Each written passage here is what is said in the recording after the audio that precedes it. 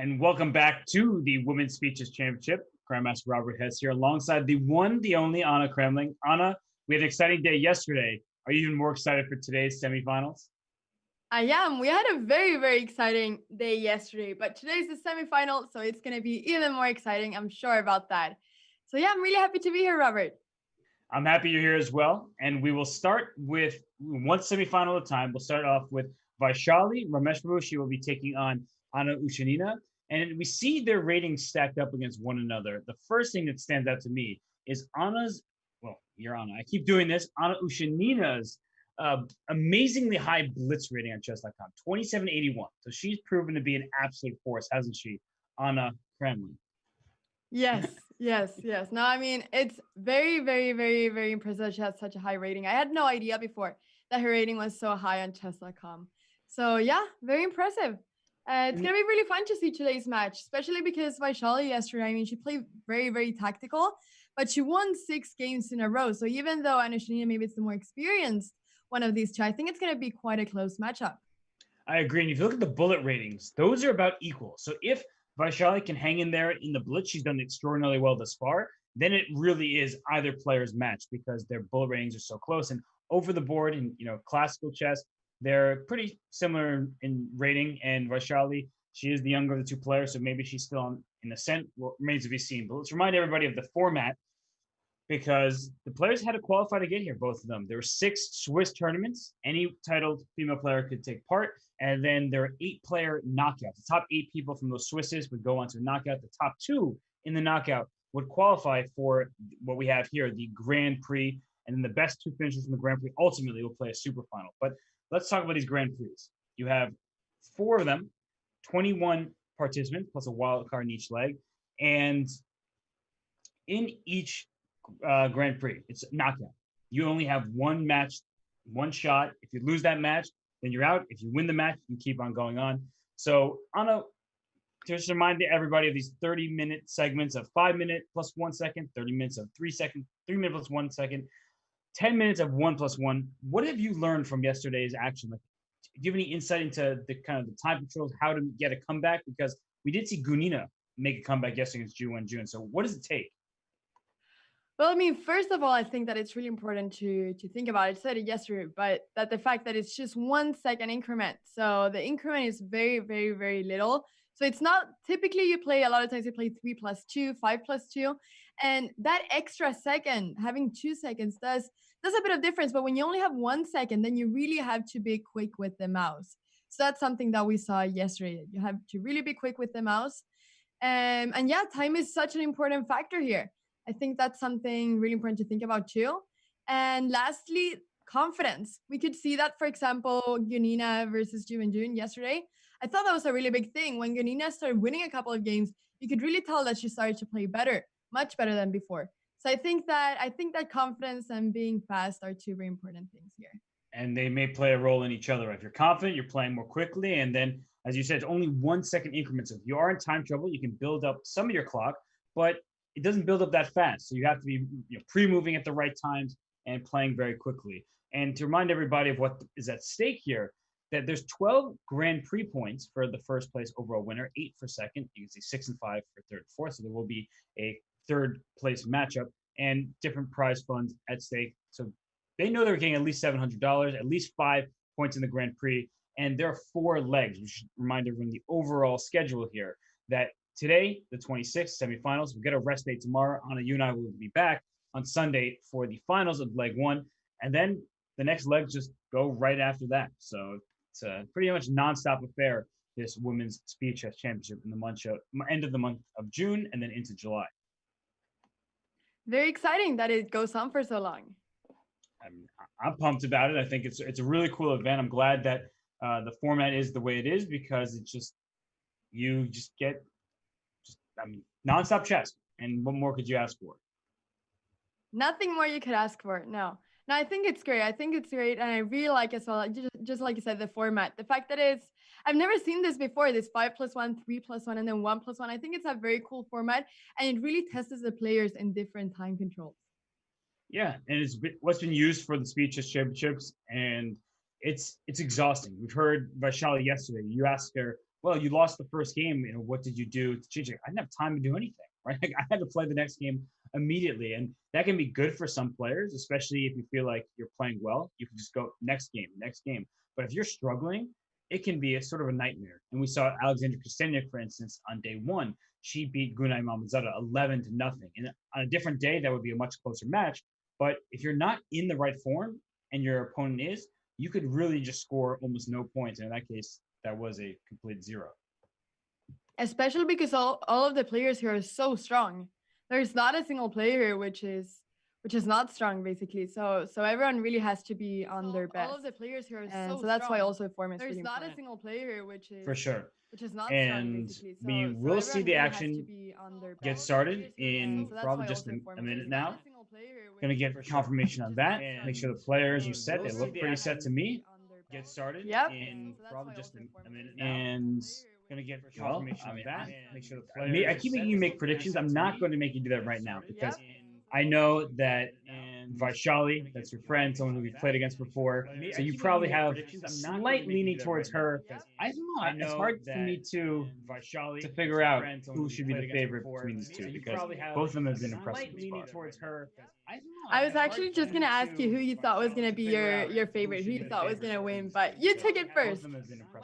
So well, I'm glad that I got ahead of it because I put you on the spot all the time. I figure that somebody's going to do it to me. So here I am just saying that I got ahead of it. I don't know. I think that Ushanina has to be a slight favorite based on her play thus far. And so here I am just saying that. Yeah, I don't know. I think that Vaishali is more than capable though of beating her in this match. And yeah. No, it was insane yesterday. I mean, Ushanina, she played so well. We could see that yesterday. She played so well and won the match against Lagna. But we can see that games are starting now. The game has started. The first game in 5+1. So they are. So we have this last move was e5 by Vaishali taking on this London system. E4 was a threat, which is why the bishop retreated to c2. Because if that bishop stayed on d3, here comes e4 with a fork. If I can draw my arrows better. And instead, bishop c2 was played. So now e4 isn't as strong. It may not be a bad move, but Vaishali instead decides to keep the tension. So Anna, let me ask you, how would you decide between playing e4 and then d5 or keeping the pawn e5, which gives you the possibilities of capturing on those squares so the pawns are attacking each other? You know, I think that I would stay on e5. Yeah, I think that e4 is just really fixing the position basically. So I think I would stay on e5. And now we see that take has happened. So yeah, but I don't like sometimes playing e4 too quickly for black because then you retreat to d2 and you can put some pressure there. And yeah, I think it's just very much fixing position. This is a bit more flexible, I think. Yeah, for sure. And another benefit of this is the bishop on b7 actually is staring down the knight. You probably don't want to capture the knight, or it's not anytime soon. But if you played e4, the bishop is just becoming a passive piece, protecting the pawn e4. And as you said, white can just easily maneuver around it. And especially now that you've captured on e5, if you play e4, this knight comes into d4. There used to be a white pawn there. And once the knight gets to d4, it'll probably come into f5. So I think I really approve of the way Vaishali is handling this. And already she's threatening knight to c4. And well, Anna, it feels to me like black can start even playing for an advantage. I think that black is definitely playing for an advantage. That knight on c4. That's the same thing. Now that the pawn is on a3, once again, it becomes a bit more difficult to play b3 as the pawn on a3 is hanging. So it's really the perfect time to place the knight on c4. But now she played bishop b3 to, I guess, is she gonna take it now? Is she gonna take the knight?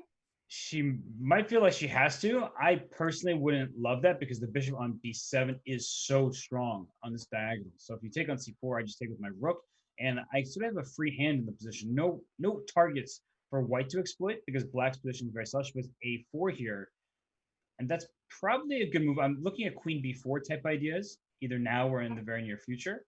Maybe taking on f3 first, because if you take with a queen on f3, your pawn on b2 is lost. So bishop f3, I think, forces g takes f3. So I would probably start with that move.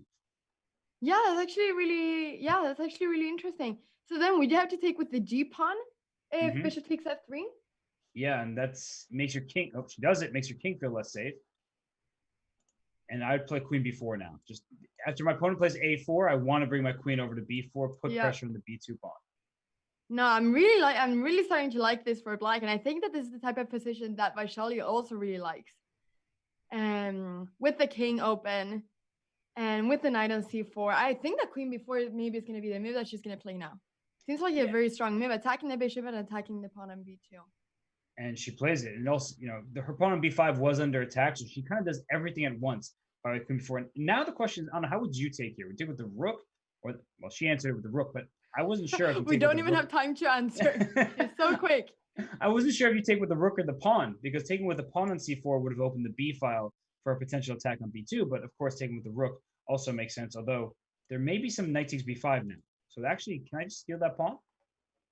Yeah, can you take on b5? I think you can tactically. There she does it. Oh, she is taking it.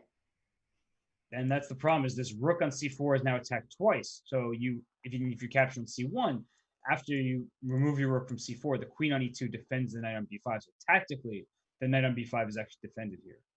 Yeah. Do you think that was a mistake then to take with the rook on c4? Do you think she missed this? Yeah, I definitely think she missed it. She was playing to keep the position kind of the status quo. She liked how it was going for her, but now she's down a pawn and she plays rook to b8. But you actually can't win the pawn back right away, as they're back rank checkmates. So you have to give your king some space before you think about taking on b2. But this knight is coming right to c4, and it very quickly is turning around. I wouldn't say that white is not even close to winning or anything just yet, but white is definitely the side to be preferred here. Yeah, and then white is the one who's pressuring to win. So I think that she's going to start. Do you think that she can maybe put some pressure on that white king? That's what she's hoping for. With the h pawn, I mean. Yes, I mean, if you get that pawn all the way to h3, then there's some possibilities. But already I'm looking at this pawn e5. That's under attack. So you have to time this very well. Maybe rook c8, just kind of pinning this knight for now if he plays it. But eventually white will try to play b3 and then free up the rook from c1. But it takes a little bit of time. So I think that Vaishali did the right thing by playing h5. And I mean, Anna, you asked a great question. Can you get h4? Can you get h3? Maybe rook c6, move the knight out of the way, rook over to g6. But everything I'm saying here, I feel like it looks decent, but it's not actually going to amount into an attack. It's just kind of it's not going to completely work at the end. Yeah, you don't have enough pieces over there. That's what I'm sort of thinking. Yeah, no, there's not enough pieces. Here's a committal decision that now I'm going to ask you. Can black play e4, or not can, but should black at some point consider e4 to break open the position even more? Yeah, I was just like, I think that she's planning on doing it, but I was just thinking if takes upon on h5 would maybe be a bit weak. So I think she's planning on playing e4 now and then taking the rook to g5. But I definitely think she should do that. She needs to open up the position as much as she can, I think. Yeah, when she's a pawn down. There are two competing strategies. Either you sit and do nothing, which humans have a hard time doing, but engines are like, if I do nothing, how is white going to make progress? And that's a good question in this position. But she's taking the other option of, I'm going to go for an attack. And if I can distract your pieces, make you defend, then you're going to have a hard time making any sort of progress. So after h4, the question is, well, do I need to stop this pawn with pawn h3 or something like that? Or, is black really threatening to go h3? Is that part of the idea? I'm not sure. I'm not sure either. Maybe it's just that she doesn't want the king to advance either. But I'm just thinking that practically, maybe it's a good choice for her to do something like this. Because as you said before, it's very difficult for humans to just sit back. And when you have very little time, I guess that she just wants to find a plan that she can work on when it's a blitz game. So, but what would you do? Would you have gone for something like this, or would you just have sort of sat back and tried to defend? I like to think that I'm very patient, but I know that it's hard for me to sit and do nothing and just kind of move back and forth. So I probably would have done the same thing. I think that it does give black good chances. You have this pawn on h4. At some point, you're going to consider playing pawn h3, like queen f5, pawn h3 check. That will force the white king back to the first rank if you allow me. But after queen f5, what I'm really thinking is white will just play h3. And I just don't see where the initiative is really coming from. I see a check, and that's about it. But maybe black's going to play g5. Why not? Blow the whole thing open. Yeah, that's the question. It would I think it would be better if Ushanina had a bit less time, because she does have 1 whole minute more than Vaishali. So I think that Vaishali would feel better if she was a minute up and had some attack than the other way around. But this has been a staple of Ushanina's plays. Every single game, she's been making sure that she'll spend, I'm looking at the time spent per move. A couple moves ago, there's 20 seconds, 18 seconds, 18. She's spending quite a deal of time on moves, but she's conserved her time so well in the opening stages. And I think that's because she played the London system in this game. She plays the Caro-Kann and gets familiar variations with the black pieces. So she's very well versed in her openings, and that's important in Blitz. Definitely. No, I think that's such an important thing. I mean, that's decisive in these type of games. So once again, it's not only how well the players play, but it's also how they can manage their time. And Ushanina is definitely doing an amazing job at that. So yeah. Queen B3? Stopping Where's this the pawn. queen going? It's just trying to make White's forward progress as difficult as possible. I'm thinking knight d6 now, hitting f7, hitting e4. The white king is actually quite safe over here. So if I can play a move like knight d6, which attacks multiple pawns, maybe knight e5, I'm not sure which square, and then queen h5, something like that. I'm starting to attack black's pawns because I don't care about the b2 pawn as much as you might think. I care more about going after some of your kingside pawns and creating threats on black's. No, of course, of course. And I think there might be a counterattack, just like you're saying. Look, she played knight to 6, just like usual. When Robert says a move, that's the move that is being played. so, so yeah, I think that definitely that's what she's going for. So that's why she's maybe trying to exchange queens now. Yeah. Although, of course, if she takes, I guess that pawn will become very strong, the d pawn. So she cannot take. Although she's going to take and break. I've seen king f1, Oh. but okay, king f3, same idea. The only issue with king f3 is you may think you can play e4, but then have knight takes f4. So that actually would be a blunder, and a very big blunder. So you cannot play e4, which is why I like the simple king f1, king e1, king d2. I could have sat right in front of that pawn. And now I would play f5. Okay, she doesn't, which means king e4 is probably just good now. Yeah.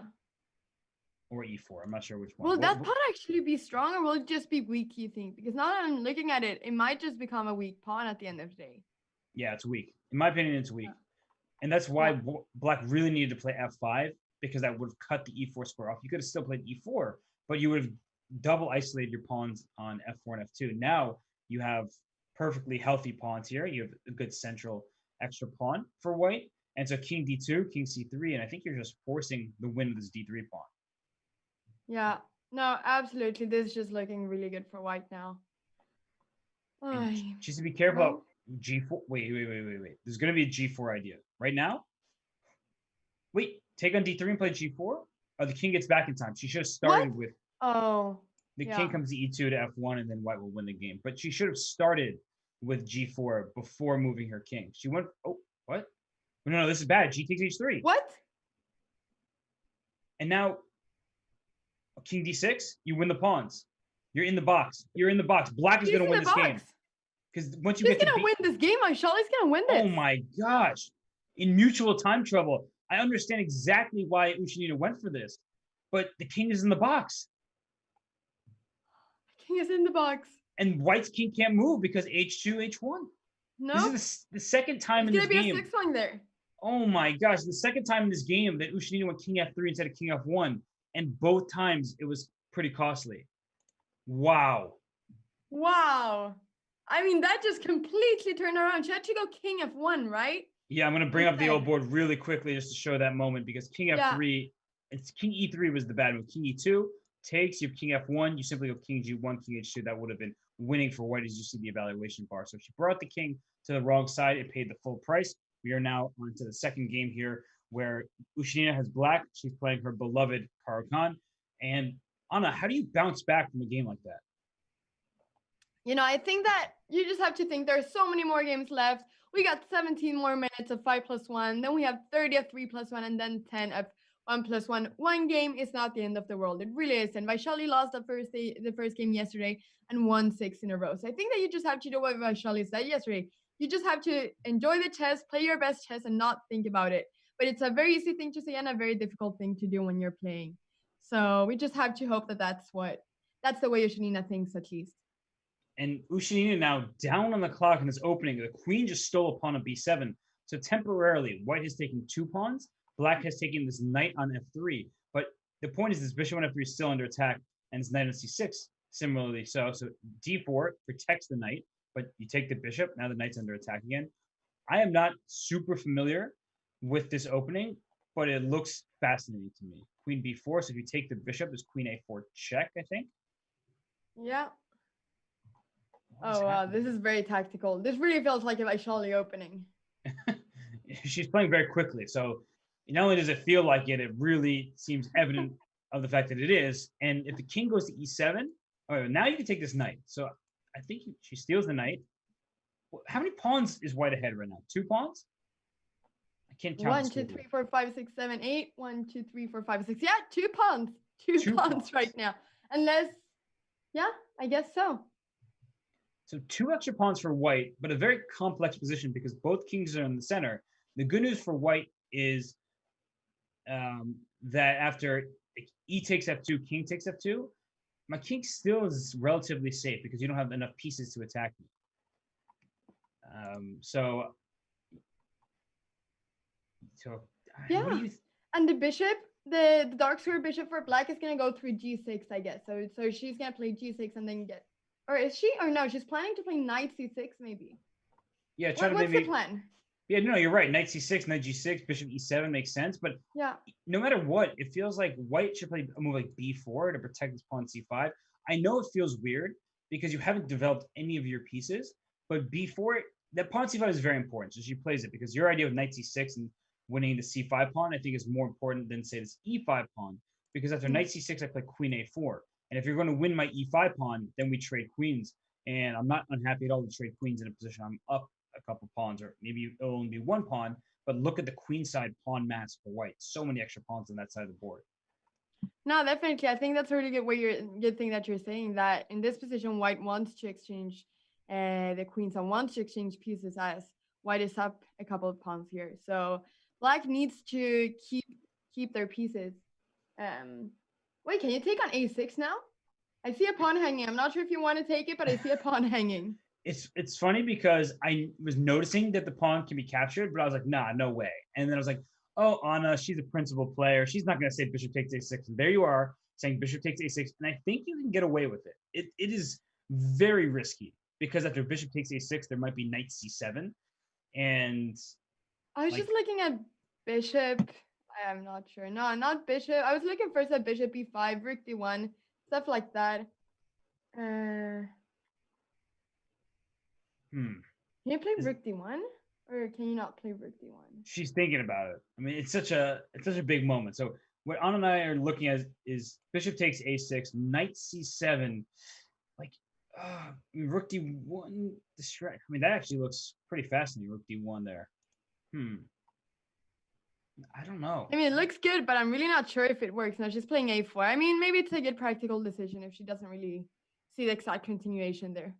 And she wants to play bishop b5. So if she gets a free move, bishop b5 is what she'll play. So that's a threat. The rook on a8 is not protected. So that was the real point of a4. And so I think black should move her queen.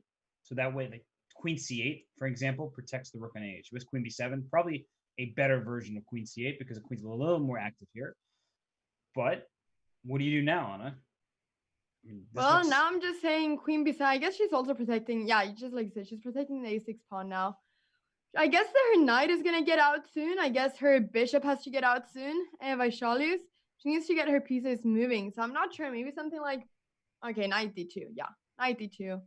Going to c4, I guess. Or e4. Is bishop d8 just about to trap this queen? Okay, now don't play bishop d8 because there's knight d6 check. But I'm worried about bishop d8 coming. Robert, there's a knight on e4. Yes, but I'm not happy about it because my queen's on a5. That's true. That's true. I just wanted to say the positive about this position, that the knight was on e4. Your optimism is very much appreciated. And there is a knight on e4, and it can't be kicked out so easily. But then I look, there's a queen on a5, there's a king on f2. I think that this is honestly going to be Ushanina's game. It feels like the type of position that's about to collapse for white, even though she currently is up 2 pawns. Her pieces are all out of sorts. Yeah, no, I really agree with you. The queen on a5 is really not having a good time there, I don't feel like.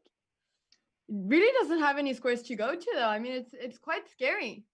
Yeah, and I would play bishop h4 check, and she was queen c6, which is also a decent move, but bishop h4 already poses a very difficult question of where the white king goes. Because if you go to c2, I mean, e2, then take out c3 with check, and I'm sort of winning your pawns and hurting your king some more.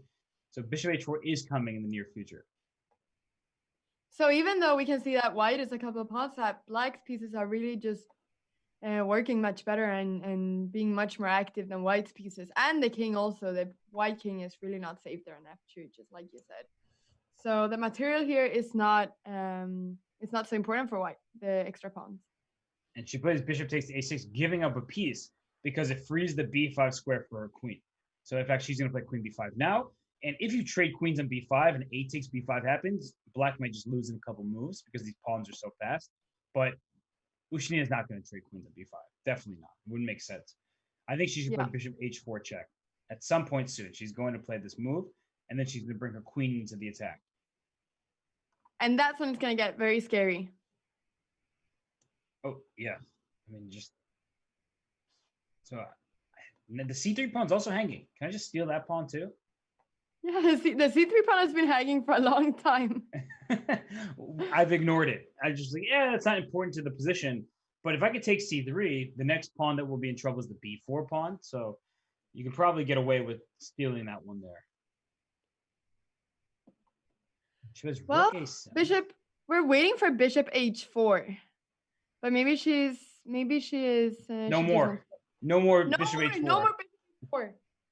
She takes it away, but f6 is also good. She's opening up the rook on f8 to hit this pawn f3. The queen on a8, all across the diagonal, is staring at that pawn.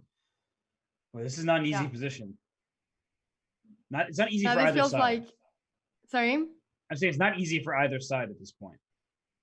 No, it really isn't. It really isn't. But it feels like, I don't know, the white king just feels so unsafe, although I guess that now white wants to put some pressure on the black king too. But is it? No, I was going to say, what do you want to do here, by the way? Let's see. What's the threat? I think I would take on e5 because I really want to get my pieces active, and I see queen takes e6, knight f7 check. I'm not going to get smothered checkmated, but what I am going to do is win your queen. So here she does it. If queen takes e6, king h8, knight f7 check looks like a great move, but this rook on a7 actually protects this f7 square through the bishop on e7. So just to show that really quickly, takes, king h8, knight f7, rook f7, queen f7, this bishop h4 check, and the rook on a7 now wins the queen on f7. So the f7 square is defended tactically, is the essential point. Well, there we would have the bishop h4 again, the one we thought wasn't going to come back. At long last, there will be bishop h4. No, she'll probably not fall for this, Vaishali. No, she definitely won't. But bishop h4 will happen anyway, I think. Yeah, that's true. That's true. And the f3 pawn is looking very vulnerable now. Yep. The rook, the queen staring down. Okay, there has to be a tactic here. There has to be a tactic, but yeah, she has a minute as well. There has to be a tactic now. What's the tactic? Rook takes f3 check. If king takes f3, you just move the knight to c7 or to f4, and you win the queen. Yeah, the queen you win. So she plays bishop h4. And now she's probably playing knight f4. Wait, but knight f4, there's queen g4. So it's like not over yet. It feels it's really close. She takes on c3 instead.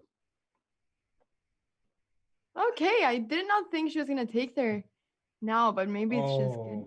She has knight f4 coming. Uh-oh. That's the trick. And Anna Ushanina pre-moved knight f4. I saw it. It was like 0.1 seconds for that move. Now she's up a rook and she's attacking. So I'm just gonna take on f3 now with the rook, yeah? Yeah.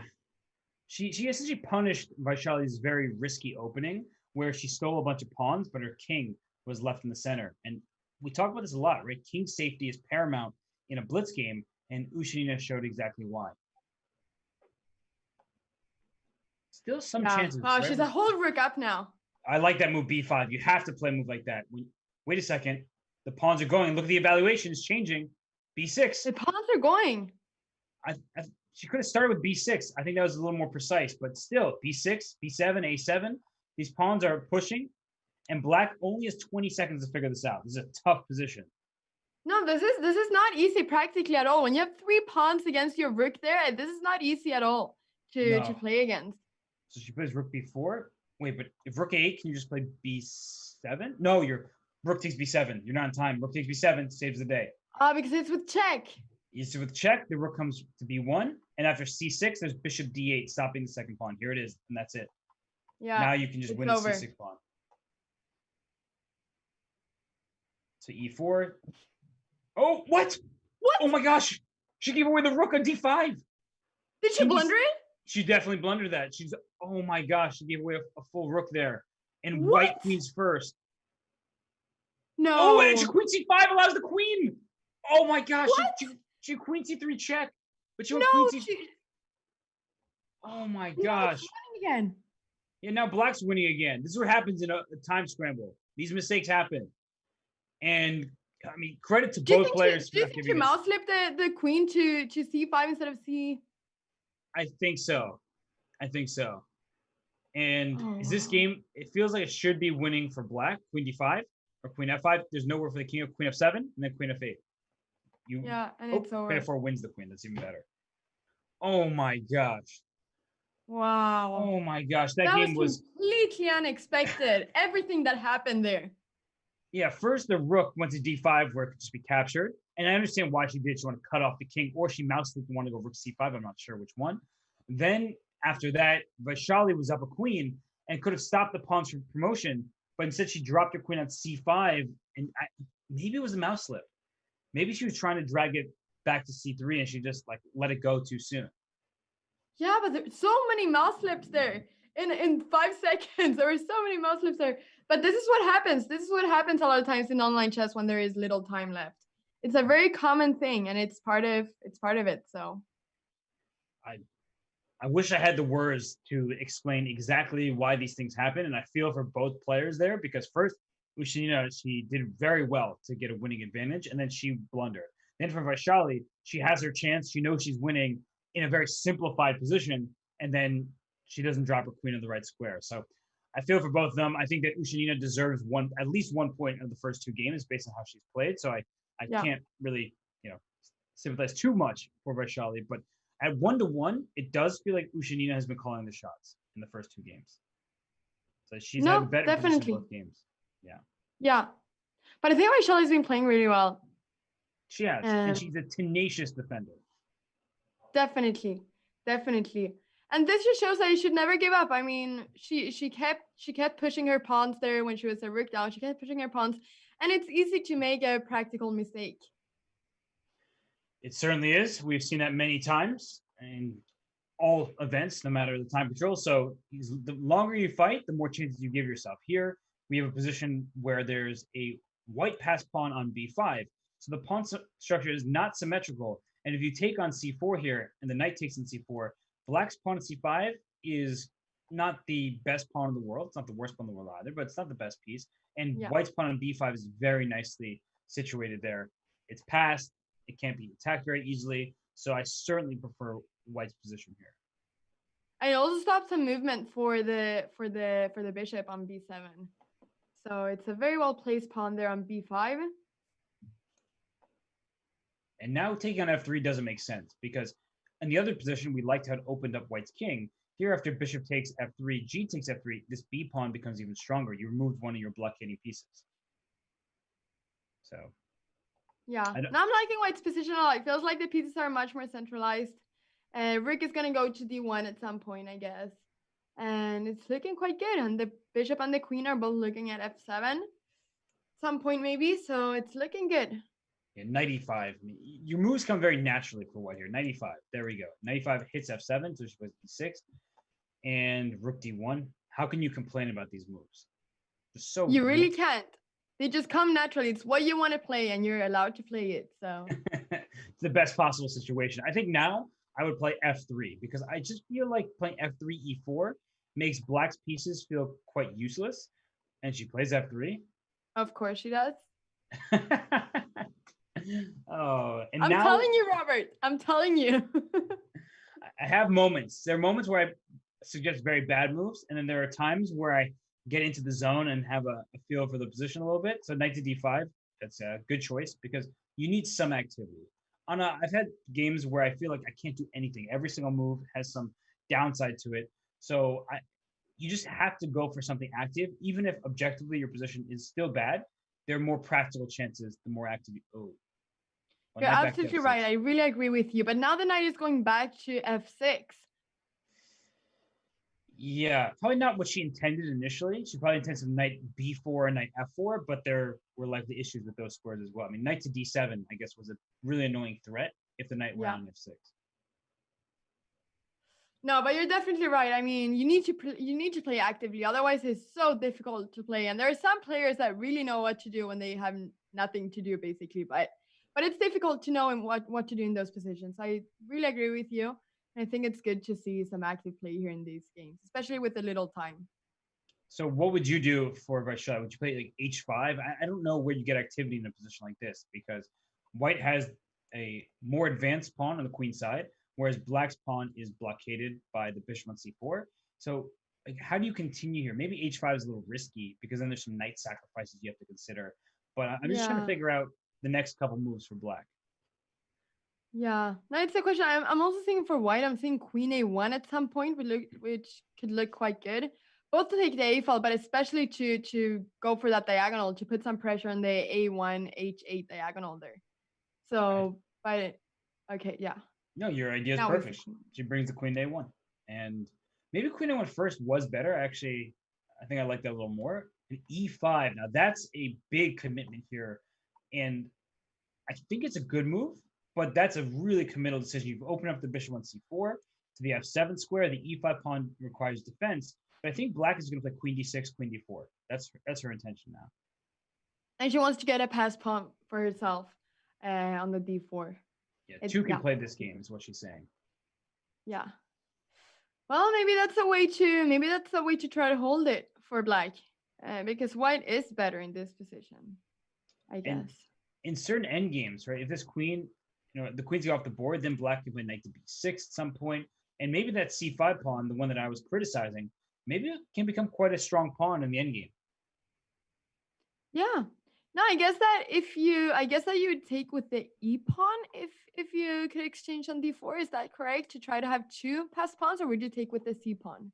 I'm greedy, so two pass pawns seems Yeah. good to me, but that also gives white a second pass pawn, right? If you take on d4, we just imagine this everybody in our heads, then from the e file to the h file, white has an extra pawn. Whereas if you take with the c pawn, it still leaves white with this good outside pass pawn on b5, but that's only one of them. So it's a tough decision. I will let Vaishali choose. I don't know. I think she will take with the e pawn, but something worries me about that because the knight will have to stay protecting the c5 square anyway. Hmm. So I feel like taking on d4 with the c pawn allows black's knight to be more free. And I have a question, Robert. What's the bishop on b7 doing? What's the fate of that bishop? You ask a tough question. I don't have an answer for it. The bishop is just sitting there comfortably, not under attack. It's like just hanging out on the couch. It doesn't need to be part of the party right now, but it can join later. So That's true. It's That's true. And enjoying it's the stopping movies the and pawn. snacks. Yeah, it's enjoying the movies and the snacks. Ooh, bishop d5 now. I can't calculate quickly enough about all the trades here. But bishop d5, trying to force some of the pieces off. King d3 also is good. If you take on c4, in comes my king. So this bishop on b7, Anna, you're right to criticize it. And there's f5 for that very reason. Yeah. No, I mean the bishop has to do something. The king has to do something too. White's king is so active. It's really bishop. just joining the movies and the snacks immediately, the white king. The black king wants to do that too. Yeah. Well, the white king is just like becoming the life of the party now. And after bishop d5, if you take with the bishop, and the white takes, okay, she drops the bishop back. I think that's a good move because if you took on d5, you're actually losing all of your blockades. So you need to keep this pawn on b5 stuck in its place. Knight c6, probably a good move. And now, f4 is what's tempting me. I'm just trying to create a new pass pawn and get this d4 pawn. She plays it. Oh, yeah.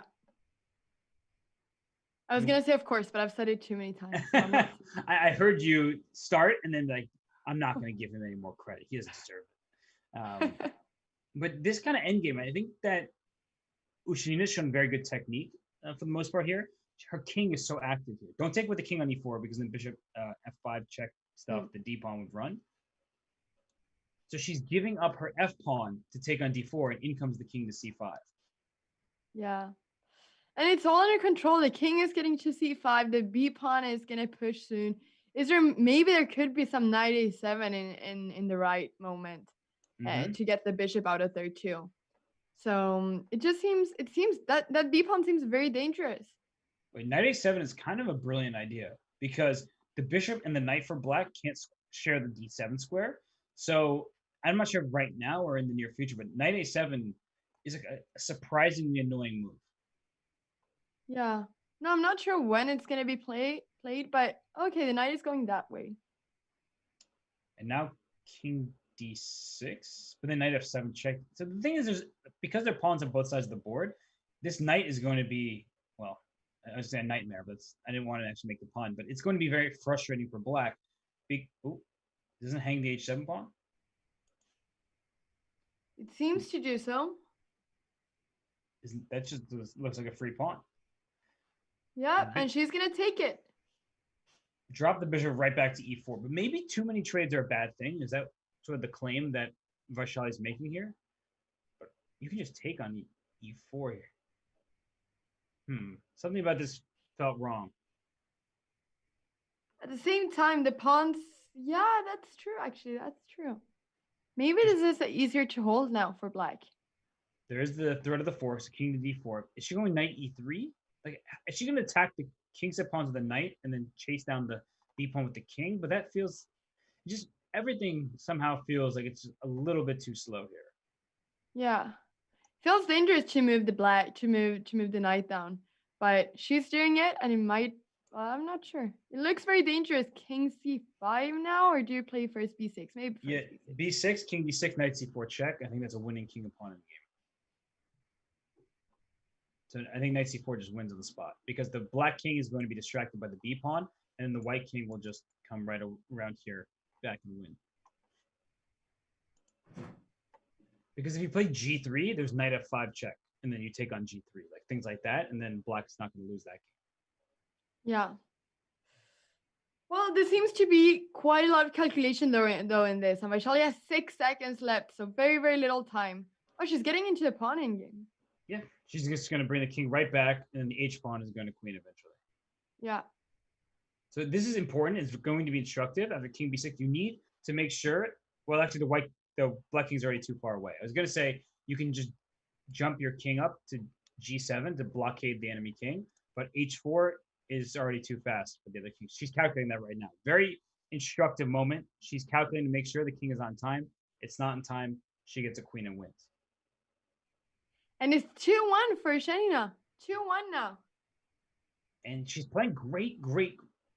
Oh, wait, that was the last game of the 5 minutes. I wasn't even looking at the time. Can you? I know, Robert. It's always like that. It's always like that. Time just flies. Time just flies, and my door just opened. Well, that means it is time for a break for us. The players get a little bit of rest. They will return shortly, and when we come back, we will have the 3-minute plus 1 second increment of the Speed at Chess.com Women's Speed Chess Championship Grand Prix. So stay tuned, everybody. We'll be back in a few.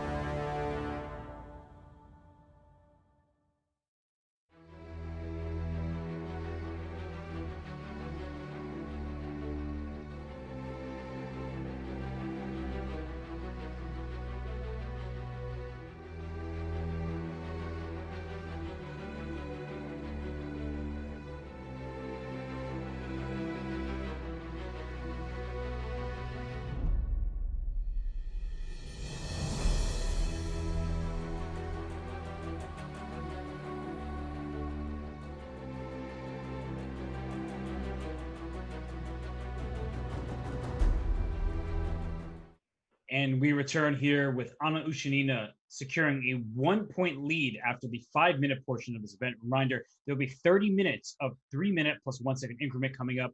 Anna, we saw a comeback yesterday with Valentina Gunina outscoring Zhu Wenjun down the stretch. There were some internet connectivity issues there. But what do you think Vaishali's chances are like to come back? It is only a 1 game deficit. I think that she's gonna come back. I have the feeling, and I know also from what we heard yesterday, when she was just saying, that she doesn't take it too hard when she loses a game. She just focuses on the chess and she just tries to play her best. And she seemed very sure about that when she told us in the interviews. I don't think that she feels like there's been a major setback because she's 1 point down. I don't think so. So I think she's gonna be able to come back. And yeah, and I mean, no, yeah, I really think she's gonna be able to come back. What do you think? You know what I would have done in my break if I were her? I would have been like, go over to her brother's room, be like, come on, Pragnananda, give me some advice. What's going wrong here? I feel like I'm not getting the positions I'd want. And that's true no matter if one of your trainers is your brother or if it's a phone call away. I would like to just get some quick advice. How can I improve my chances? And here she's playing for King's Indian attack. Slower approach generally, but White's moves are very easy in the King's Indian. So, I mean, I think it's a good opening choice. We'll see how it goes. But Anna Ushanina is so consistent. The pawn structure, B7 to D5, over to F7. She likes these solid, compact positions. So, Anna, how is Vaishali going to do this? How is Vaishali going to do this? No, that's a good question. Well, she's now trying to open up with C4. She's trying to break the center just to eliminate that big pawn structure that you were saying there, the little triangle that we have there. So she's starting by playing C4. I thought that typically the knight went to C3 when you play C4, but I guess a knight D2 is just another way to do it. So nothing weird about that. Yeah. This just gives White the option of if D takes C4, you can take it back with a knight, so you don't have to keep the symmetrical pawn structure. But you're right, there are many lines where the knight comes to C3, and it's more active on C3 because you look at this bishop on C1, you're like, wait, the knight's in the way, so she plays B3. She'll play bishop B2. She'll go double fianchetto over here. But I think Black has a pretty ideal setup in terms of pawn structure, but in terms of piece placement, Black tries to struggles a bit to figure out what next. Right? Where's this knight F6 going? Where's the knight D7? Bishop E7, where are those pieces going? Or are they completely acceptable where they are? Yeah, and now I guess that B3 was played. She's trying to fianchetto her bishop and the A1, H8 diagonal, which looks good. The bishop is active there. That's the rook A2. That's very interesting. Queen A1 coming. Yep. I really like that menu. I've seen it a lot of times. I really like it. I think it's equally awesome every single time I see it. It just looks so good. Well, it's funny because it looks so bad in a way because the rook on A2. But then you're like, wait a second, the knight on F6 is frozen in place, and Black can't play E5 because you've taken away the square. So despite the rook looking a little iffy over there, you can always move your bishop out the way and then free up the rook. But I am with you. I think these sort of ideas are a new player would not see this rook A2 queen A1. Like, what is that? What is rook A2? Like, didn't my coach always tell me play in the center? But for those of us, who have been a long time players who've studied, they're like, okay, I've seen this before. I've never known when to do it myself. But bringing the queen along with the bishop is very powerful here because you're on the board's longest diagonal. Absolutely. I was sort of thinking when you said it that way, that looks so bad that it's good. It's sort of like when you say a joke that is just so bad. It's such a bad joke, but it becomes funny anyway, and you start laughing about it. So I sort of thought about that. But definitely no. And there's a double purpose. I mean, I've seen this some other times as well when the rook not only goes to A2, but goes to A3 sometimes when the rook is free on that file. And then the rook can go to the king side maybe.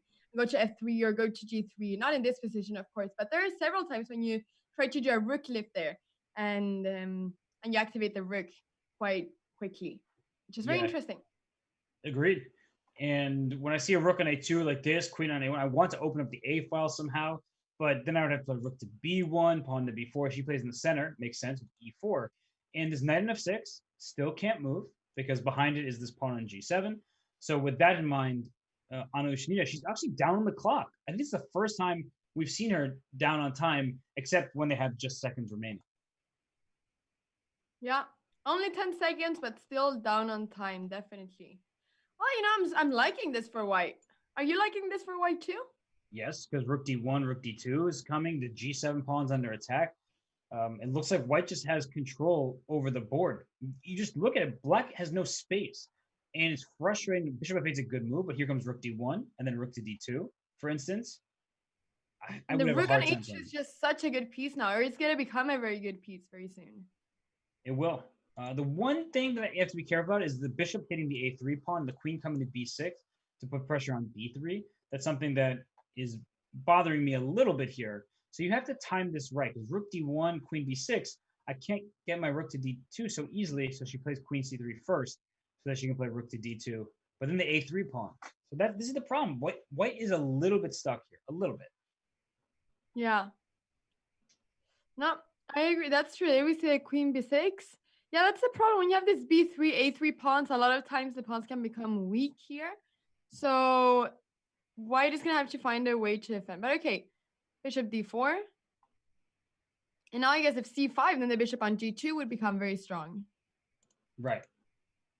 And I was going to say, if white plays c5 to stop the bishop, and she does it, I was thinking that black can play e5 now, gain a little bit of space, kick the bishop back to e3, but white still has a spatial advantage on the queen side. So I think e5 is a practical choice. There it is. And white up 15 seconds. That's actually going to play an important role in this game. Yeah. Rook d8, taking that d file there. Is it now? No, of course. No, it's not the time she's going to play rook d2, but then take maybe rook d8 again. Mm-hmm. So that's she plays f3. She's freeing up her bishop to go f1 to c4. The bishop on g6. Now it's trying to go f6, bishop f7. So both players improving their bishops. Okay, we see this maneuver. Oh, we're getting into bullet mode. We're getting very low in time. They're almost equal time, 26, 29 seconds.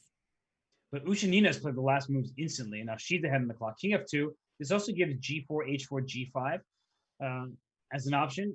I guess she's going to trade queens, go king e2, but I don't think black has slightly less space because the pawn at c5 is such a thorn, but I would not mind having this endgame from black's point of view. You have the d file under your control. Yeah. No, the d file is very special. I mean, consider rook on a2 never really got to the d file. It was going to get there, but it never really got there on time. You know why? It's because it's going to go to the a file now. Exactly. And that's not a bad thing. The rook on a2 this whole time knew what it was doing. And now let's see, how do you make progress? Rook a7, for instance, okay, b5 followed by c6 is a threat. So b5 can be played, not anymore. b5, you just take it. So I play h4. You should play on both sides of the board. G5 as well. b5. Oh wait, b5 takes c6 still works. So you bishop c5 check. Ah, there's the check. There's the check. That was a beautiful tactic. It's 7 seconds for black. She makes a move. Rook a8 check. Okay. And do you play b6 here? Or do you... She has rook b8, but now can you take on b5? Though still c6. So she goes king f7. Okay, now b6. Black can't move. Black is frozen here. So rook c7 at some moment. We got to get the right moment. But rook c7 is going to happen. So g4. She doesn't. And can you play it? No, you cannot play it. No, yeah, of course. Bishop d8. Okay. 4 seconds. Oh, there's so long time. And she brings the rook back around. Maybe rook a1 was better. That way, okay, that I don't like that. So now h5 or e takes, and then just outside pass pawn. Okay, king e4 also makes sense. So king e4. Yeah, activating the king. Now she's going back with the rook. And here comes rook c8, rook c7. Bishop d, no. What rook g? I was going to say rook h8, but I blundered the rook. So I'm glad that she didn't play that. Bishop h8, bishop h6, bishop f8, bishop d6 was possible there. Take on no, but the problem here is you go bishop f2 or bishop c3, whatever. This bishop e7, so you can't attack e5 twice while protecting c5. Yeah, and do you want to take on e5 and get that f pass pawn, or is it too dangerous as the b6 pawn also becomes vulnerable? She's going for it, I think. King e6. Going for it. No. This can't win. Just take on d4 and king f7. I think king e6 was winning there. This is not. Oh, king f6. What? Oh, king f6. Did she have king f6? She had it. And now she's going here, but the c pawn queens very quickly. So c4, king wherever, c3, you queen at the same time, and then black will win this pawn. There's gonna be a check. Oh gosh, these games get so crazy. Queen f3 check. And it's still crazy. It's still crazy. Anything can happen here. With a little time, anything can happen. Yeah, it does seem like there's enough checks to. Here we are, trade queens. Oh, or not. I guess maybe she just wants to make sure that. Yeah. She doesn't blunder in time trouble, but this is just too many checks. If we ever block with the queen, we trade queens, and the f6 pawn falls.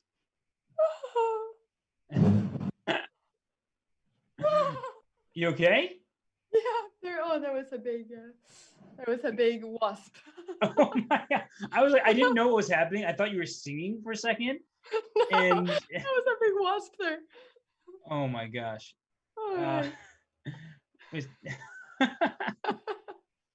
I was worried about you, and then I thought you were just getting operatic, and then I wasn't sure what was happening. So, is the wasp gone? Yeah, the wasp is gone. It was a huge one. It was a huge one. The wasp and the spiders in this box, they really want to be part of the commentary too. I guess that's what happens when you commentate from a wooden shed. But we move on to this game, 2.5, 1/2 in Anna Ushanina's favor. H5 by Vaishali. Okay, I can't tell if this was an aggressive move or just making sure her bishop wouldn't get trapped in f5. But either way, that is an interesting choice. It has some potential though for maybe becoming h4. Now we know she's going for it. She's going for it immediately. Move 10, h5, h4. I don't think I like it. I think it's not. You're not going to get an attack if you play h3. White will play g4 and trap your bishop on f5. So you can't even do problem. That. And this pawn h4, it's fine, but it can become a weakness in many positions. It makes it hard to cast kingside. So queen c7, f4 is played. f4 immediately. You don't have to ask me twice. Yeah, it's black. I guess black is going to castle queenside. Yeah, of course. Yes.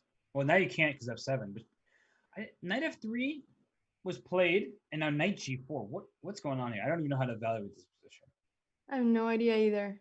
h3 maybe just? I mean, where does she want to take on e5? I guess that's what she wants. She had 4 pieces attacking it, so she's in time to. So she takes first and then plays h3. Do you take on f3 here? I think I would do that. She can play bishop h5, bishop f5. She can retreat if she wants. She can also take on f3. And the reason why I'm suggesting that is the light square bishop doesn't really have much play right now. f5 for black. Okay, knight f6, similar concept. I don't want to allow this bishop to get free. I don't want to allow e4 to happen. Yeah. Oh, what an interesting game. For sure. Really? Okay, so now rook c1. I guess if long castle, there's going to be some pressure on d5 there. As the king and the rook would be on the same file. Queen e7. Do you think that the king is just going to stay on e8?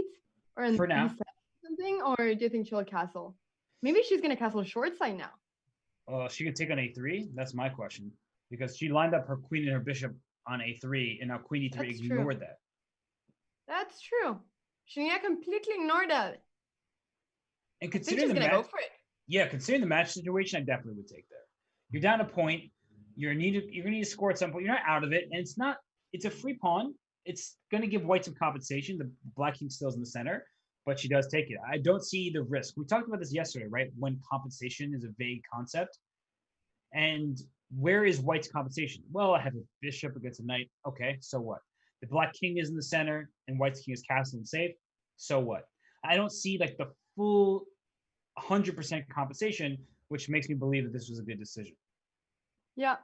No, I totally agree with you. I think that a3 pawn, even though it completely went, unnoticed for Gunina, I think that, as you were saying, where's the exact compensation? That's what we were talking about yesterday, and it's a term that's always been so vague in a lot of places by coaches and books. It's always been a very vague term, so always difficult to know what exactly it means practically in a game.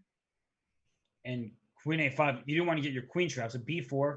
I get it. You want to play b5. What if I just play queen? She was queen c7. If you play b5, great. You're down a pawn. Like you want to take out c6. Good for you. She castles kingside. The h4 pawn which is one that we will be worried about at some point. For now, it's hard to get to. Black can consider playing e5 to break open the center. I just don't see white having sufficient compensation for this pawn. And a5 now. And look at the a pawn. The a Yep. pawn can become strong at some point. Rook to b8, rook f to b8 here. You can also play rook a7 and bring the other rook to a8 if you really want to protect that pawn a million times. But I just like rook f to b8 here. Yeah, taking that file there. Maybe you can play rook b4 at some point as well after rook f8 if you want to. Yeah, definitely. And white can't play e4. The bishop on f3 is not looking useful. What's it doing? A lot of nothing. And so what's nothing?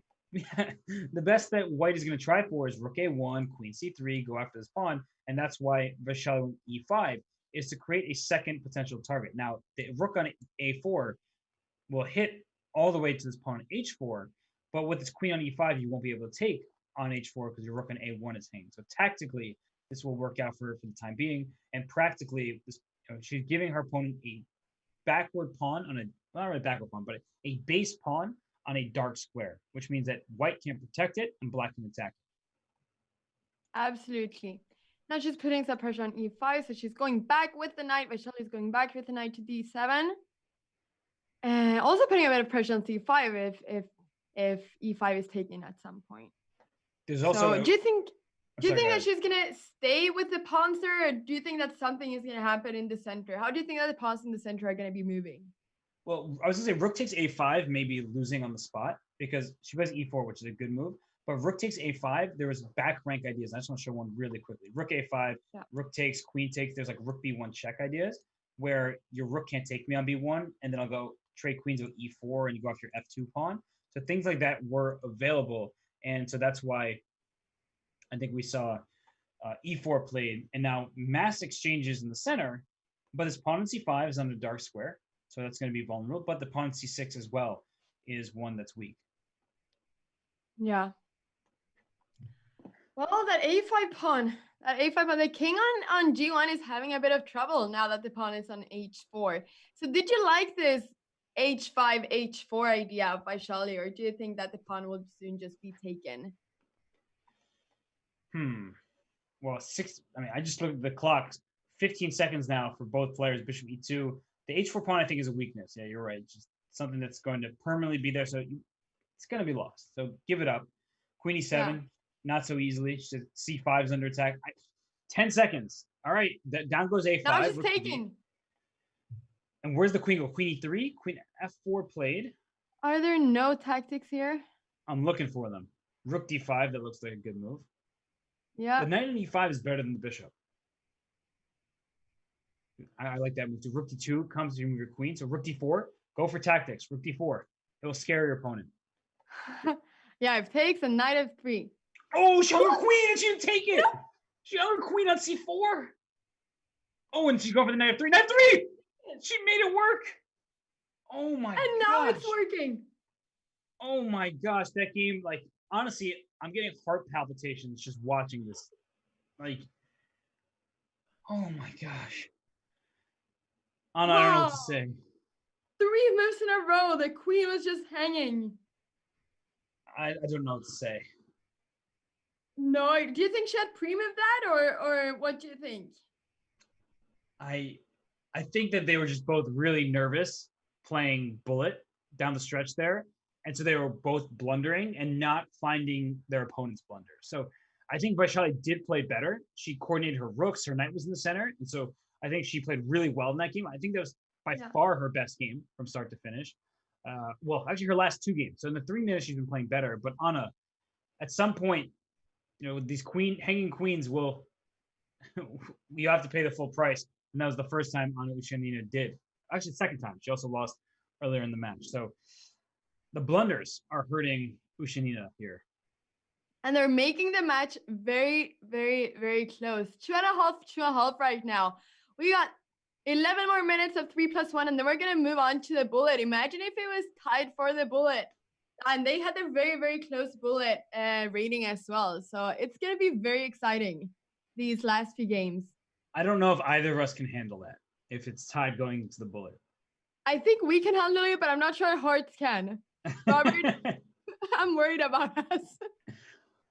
I mean, I saw the queen hang on c4. I was like, oh, and then it wasn't captured. It's like, no. It's like every single time there's a strong visceral reaction. And we're not being critical of the players. We make these exact mistakes ourselves all the time. Absolutely. You put us in bullet games and we blunder our queens. We miss the fact that queens are hanging. It's what happens. It's kind of, in many ways, the point of a speed chess format. But I need to take a breath here. I need to calm down. And, well, I don't know. We can calm down because this position is incredibly closed. Yeah. I don't even know what white is going to do to try to play for a win. Just h4, black will play h5. All these pawns on light squares limit the scope of the bishop. So it seems like black is extremely solid. Yeah.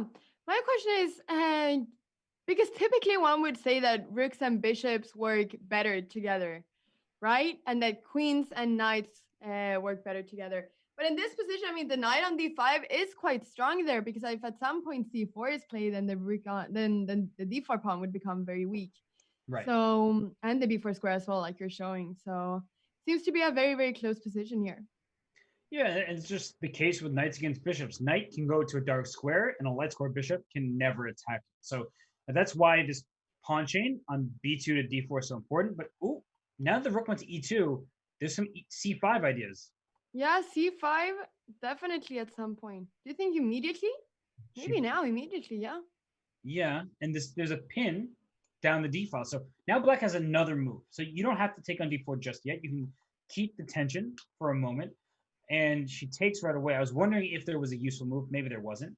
And now a very important question is, what pieces do you want to see traded? For white, I think I'd play rook takes d4, and she does it. I don't want to be left with an isolated pawn and rooks attacking it.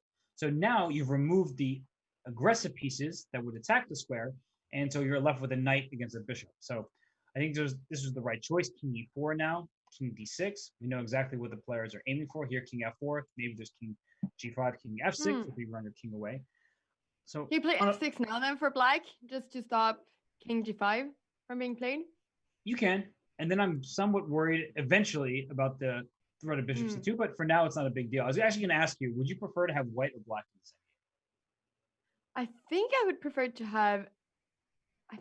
to have white here, but it's just because I like the bishops. At the same time, I just feel like the white king is quite active there. There are some weak dark squares, but the knight is also having control of them. So I'm not sure. I would be happy with either position, I think. And she starts with bishop c4, maybe going bishop b5 next. The problem with this is anytime your bishop moves to a new diagonal, you give up certain squares. So if your bishop goes to b5, you may attack the knight, but you give the d5 square back under black's control. And if you play bishop f1, bishop g2, that's actually something that can be considered here to go on the longest diagonal, or bishop e2, bishop f3 kind of thing. It's a little slow, especially with knight on f6 coming to d5. But, she's going g4. Wow. I also really like the b4 square, though, for the knight at some point, maybe. Because then the knight can enter perhaps c2, d3 if the bishop is not there, of course. So, but right now, I guess it's very far away from the action. Yeah, because knight d5, I can probably take it. Here's just g4. Precisely, yeah. Oh, this actually might just be winning it at this point for white. It's a very simple plan. g4, try to break the h-pawn through. Oh, this is really bad for black. Yeah. So subtle. Yeah, Vaishali evened the score, and she's immediately looking to pounce for a second consecutive victory. It's not going to be the easiest position to win, but you can just start pushing this pawn. h5, we see a trade. The king has to start coming back to f8, then I go h6, and black is quite stuck. And the h-pawn is a decoy more than anything. I'm going to force your pieces towards my pawn, and then I'm going to bring my king somehow back over to the queen side, start attacking you. So that's what this h-pawn is useful for. Yeah. And the king is going to have some trouble. The black king is going to have some trouble getting into the game and defending stuff. Because as you said, the black king is going to have to be defending that, or stopping the h-pawn from promoting. But knight f8, so maybe it's the knight that's going to be the saver now. So knight h7, check. Yeah. King force the king, but the king wants to go king h6, king g7, but there's king f6. So she starts with d5, which looks to me to be another good move. if you go e5, I might even have d6 check because your pawn on f7 is now under attack. So I like the move d5, and black has 25 seconds left. How do you even play here?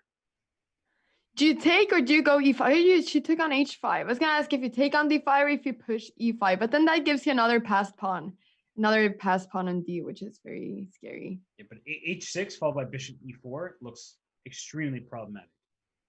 It looks very problematic. And Play king f5. Yeah. Now she's gonna have to do something to stop. Oh, okay. Bishop e4. Knight f6. Bishop f3. Stopping knight g4. So you can go king e5. You just don't want to allow any knight forks. So she's gaining time.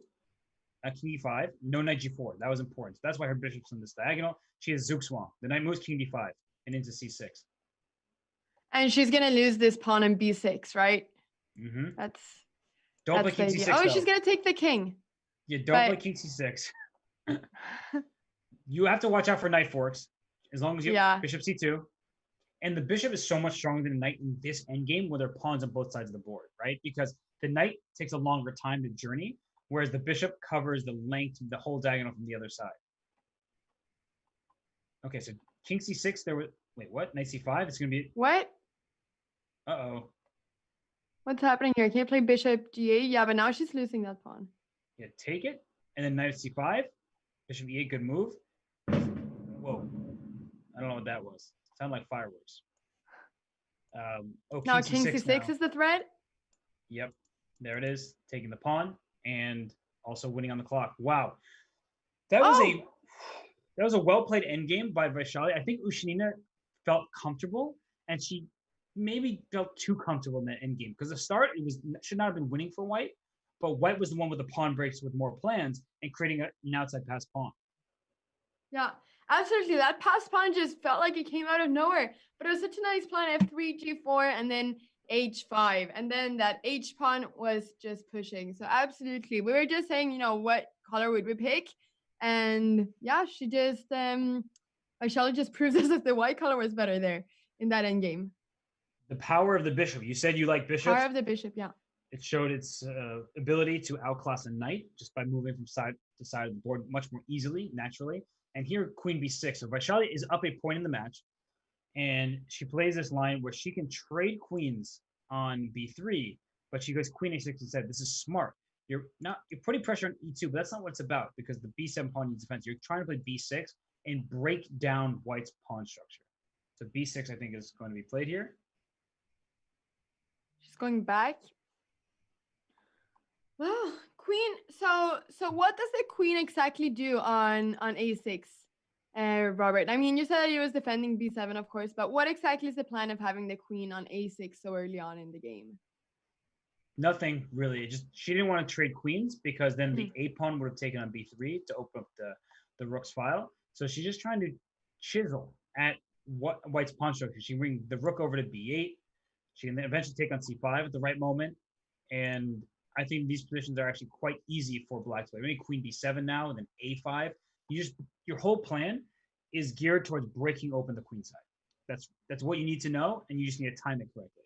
Easier said than done, of course. And do you try to put some pressure on c6 because that's sometimes the idea, right? To play some, but now it's difficult. I was gonna say to play some rook c1, stuff like that. But obviously, the pawn on a2 is hanging here, so the queen on a6 is actually putting a bit of pressure. But I guess if rook takes a2. The queen is not very active. I'm not sure. But, okay, the knight is going back. Is e4 an idea at some point? At some point. If you can make e4 work, you're very happy. But she takes on c5, and you're not getting e4. That's the problem. And so e4 is what you want. What if I just move my rook out? Like rook to b7, rook to b8. Then you're just going to double rooks there on the b file? I have an open file. That's true. Knight e5. Yeah. So she's trading off her knight because the side that has like less, she probably wants to take control over certain squares. I was going to say that white has some less space here. And by taking the knight away from d2, white also has less control over certain squares. And I think you can actually play e5 to go after the c5 pawn. That's going to be an idea in the near future. And white is trying to play e4, so we'll see a clash in the center at long last. Yeah, do you think e4 can be played now immediately? I think that e4 maybe could be played here now. She delays. Okay, I think you could have bishop played e4 though. You're right. It is a bit risky if you think that this rook's coming to d8 and then e5 at some point will undermine the pawn. But e4 feels like white's active choice, and there's e5 anyway by black. So if you don't play e4 ever, you're just lacking space. But now she'll play bishop h3 maybe. This bishop stinks. I don't like this bishop on g2. No, the bishop on g2 with the pawn on f3, it feels like a bishop that is a bit stuck there. Doesn't really know what to do. So bishop on h3 seems like a very good move. And the knight doesn't have too many places either to go to. Well, now it's just going to trade off. So yeah, you gonna be a big right. trade there. the knight didn't have anywhere to go, but now it was forced essentially to trade on c5. And look at these pawn structure. Black has these two pawns on c6 and d5. White has this doubled e pawn, which can be good. If you can get f4, f5 and go for an attack, that pawn e5 will be very useful. But until you get that, it's probably more of a potential liability. Yep. Yeah. What, Robert? If you could pick a side here, you asked me in the endgame. Who do you prefer? Who do you prefer in this position? Definitely black, because I looked down the b file and I looked at full control over here. So rook b7, rook b8. But from a bullet point of view, and I think queen e3 is an excellent move because of what I was about to say, that f4, f5 does kind of scare me for the black king. So queen e3 just says, let's trade queens. Now you have to. Your e3 pawn is under attack. And I think black has a much easier time now without there's no risk in this position, at least not that I see. Yeah. No, absolutely. Do you think maybe bishop f1 can be played at some point? Just to eliminate that bishop? Okay, rook d1 first. Well, you probably should eliminate this bishop because now the bishop is attacking your a2 pawn. And rook b8. Look at that b file for the rooks though. That seems amazing for black. It's too simple almost. Right? Like, it's just too simple. It's just too simple. And it's going to stay simple. And she has more time. This just feels like a very comfortable position to play for black. And white is going to have to defend sort of everything. Good luck defending that a2 pawn. Yep. So bishop f1, okay, that yeah, I was going to say that did it. I didn't realize, but you just take it with the rook. Oh, yeah. And you're going up a pawn in an endgame. So, do you play bishop b3 here or bishop c4? Well, she took and rook a1. So rook b3. Wow. Oh, wow. Oh, now just take on d4 and play rook to b2 check. Yeah. It just look at that rook on the second file. That just feels really good for black. The king is going to be completely cut off there. Or I guess king e3. The king is going to go up. So if I go a5 and just like keep pushing my pawn. Yeah, this feels like the other game of Vaishali when she just had the h pawn, which was pushing. Now she has that a pawn. Yeah, this pawn is so fast. Rook c. Oh, nice job though, because the h7 square is under white's control. So rook c6 will threaten mate on c8. And actually, how do you have to play rook b6 here? I think she plays g5, giving up this pawn. She doesn't care about the pawn. Because she wins the h pawn and protects h6. Bishop b3. I think f4, f5. For what you have to get your pawns rolling. Yeah, and then try to get a maybe e6 at some point. Try to get your e pawn, get a past e pawn there. Oh wait, this is actually rook a8 and f6 mate. Rook a8 was his mate. Oh my gosh, it was checkmate. Oh wow, it's checkmate. And watch out, king h3 only moves. King h4, there's rook h2 mate. So yeah, it's no longer mate because you have the h6 square for your king. Bishop g4 check. The king goes to h4. But how do you defend it now, the mate? Oh my gosh. That's how, I guess. But you can just take on f5 and take on a4. And now white is up a pawn and just... Yeah. Oh, that completely turned. But she had a checkmate there, Gunina. But once again, so difficult to see with the little time. But this just looks completely... Just too many pawns. It's a roller coaster. This is what this match is. It's a roller coaster. Yeah, wait, definitely. Take on e6? No, don't take that one. That's the wrong pawn. I think she can take on e6. Where's the rook So gonna go? rook h7, rook h7, rook h7. You take, and then d6, d7 was winning. Oh my gosh, this is such a fun little endgame here. But now this is also good. You just bring a rook back to d1. So you can zugzwang rook d1, rook d2. No, you want your rook. No, it's draw by repetition. Was it repetition? Oh my gosh. Oh my No. gosh, the time is up. The time is up. It looks like I wasn't even noticing that the time is up, so this game is going to be canceled. Let us go over this before we go to break. There are many moments in this game. We have to do that. Okay, we're going to have to show there is a checkmate by force here. And right here on move 38 after rook g2, rook a8 check, no matter where this king goes, king g7 or king h7, there is checkmate with pawn f6 because the bishop covers the remaining squares, the king is in check, the rook covers the back rank. That's checkmate. So that was step number one. And I understand missing that because rook g2, it immediately puts your pawn in threat. You make a quick move instead, which she did. She went king f4 and very quickly. She's playing in a bullet mindset. And here Vaishali avoided the checkmate, is still losing. And after e6, she could have taken on e6. She took on f6 instead. And e7 was a mistake. And this is where I was thinking rook h7. The point is that the rook h7, you take, I have d6. My next move is d7. You'll at best win one of my pawns, but you will not win both. And then my other pawn becomes a queen. So that's such a pretty move, rook h7, Robert. That's such a pretty move. Yeah, and the thing is d6 doesn't work right away because the king is too close to the pawns. My king will take on e7. So I'm distracting your king in the process and then just trying to push my d pawn. So I just was thinking in advance, like, how do I distract the king? And that's what I was looking for. So that's what allowed me to find it. But instead, we saw rook f2 play, it takes, and this is winning. And she knew it was winning, but she wanted this king to be on g6 now with black's turn. Because if it's black's turn, either you go king h6 and I take your pawn with check, or you go king elsewhere and I take your pawn for free. So she went rook to g5, rook back, rook d4. What you should do here is make a waiting move, rook to d1. And after king g6, now play rook to d5 and black's in zugzwang. Because if you move your rook back, in comes my pawn up a step. If your king moves to h6, I take on h5 with check. If your king moves elsewhere, as I was saying, king takes the pawn h5 and I steal a second pawn. Anna, that was craziness. Absolutely crazy. Once again, these games are full of surprises, and that's the fun of this. That's the fun of this. So we're going to be up for some very exciting games now in the bullet. It's going to be 1+1 right after the break. It's going to be very exciting. So don't go anywhere. We'll be here very soon.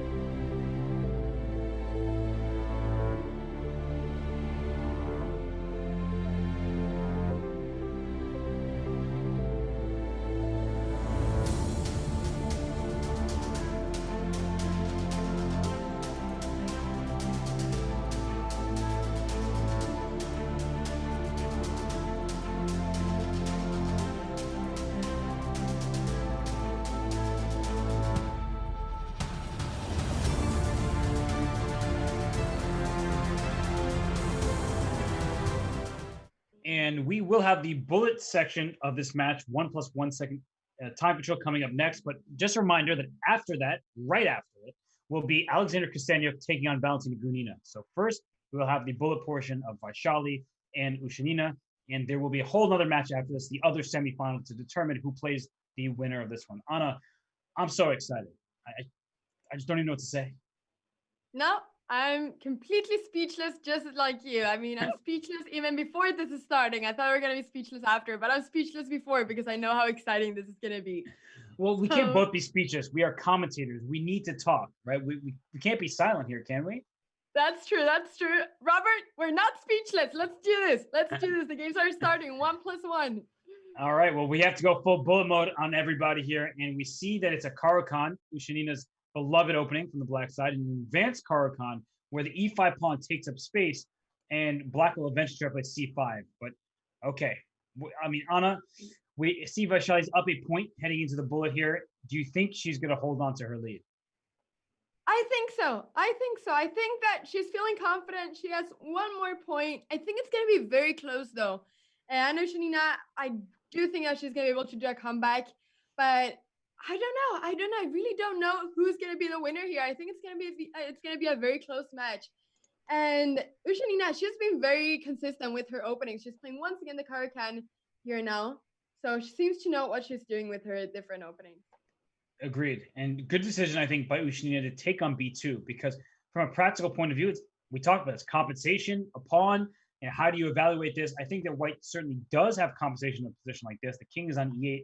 White has more space, but you've stolen the b2 pawn. Now you've taken c4. And Vaishali is going into the think tank. I think she should take on g6. She does that.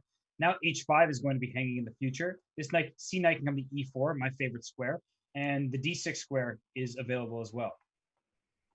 Yeah, absolutely. Do you typically, no, you don't. Oh yeah, there was the knight there. F6. That's a brave move. Take. That was a really brave move. I think just move your bishop back to e3. Yeah. Wow. Maybe, I'm wondering if you could sack on f6 somehow, but probably not. Rook b1 played first. Rook b1 first intermediate. b7 is hanging too. a2 is hanging too. A bunch of pawns hanging now. Back to e3. And well, I guess that. Oh, long castle. Rook a1. Here comes rook takes a7. You just castle into an attack, but she's trying to trade queens. I don't think the attack ends though. She's not taking on a7. Why is she not taking on a7? She wants to keep the queens on. Rook f to b1. I mean, there is the huge potential of an attack on the queen side. There definitely is, especially in bullet. Absolutely. Oh. That knight. Wow. Wait, knight takes h4. The queen was actually there's another pawn, yeah. So many pawns. So she takes. Now, f3 played. Good move, queen to d3. So it's up so much material now. How many pawns? 4? Is it 4 pawns? I lost count. Wait, I'm counting. Yeah, it's 4 pawns. It's 7 versus 3. That's 4 pawns. Just don't want wow, that's wait, so rook many takes a6. pawns. Rook a6. You can't take it. There we have it. Oh gosh, what do you do here? Rook c7 gives your king some space, but rook a8 check. Can you play rook d1 intermediate? No. She plays it now. Queen a2 or queen c2. Queen c2 hits c4. Queen e2, same idea. It pins e5 but attacks c4. Wait, queen takes c4, rook d5. Wow, well spotted. And I don't even see a move. Queen takes g2's mate. It's mate in 1. Oh wow. The thing is, the knight was protecting that mate for so long, you kind of forgot about its purpose. And it's a bullet game. Mistakes happen. When pieces are flying all over the place in time trouble, you just totally think, oh, knight e2, I'm protecting my bishop on f4, but you forget that g2 was hanging behind it. Yeah. So easy to just go with your plan, but forget that your opponent has some threats too. So absolutely. But this is what happens in bullet. And that's what I'm saying. This is going to be a very close match, I think.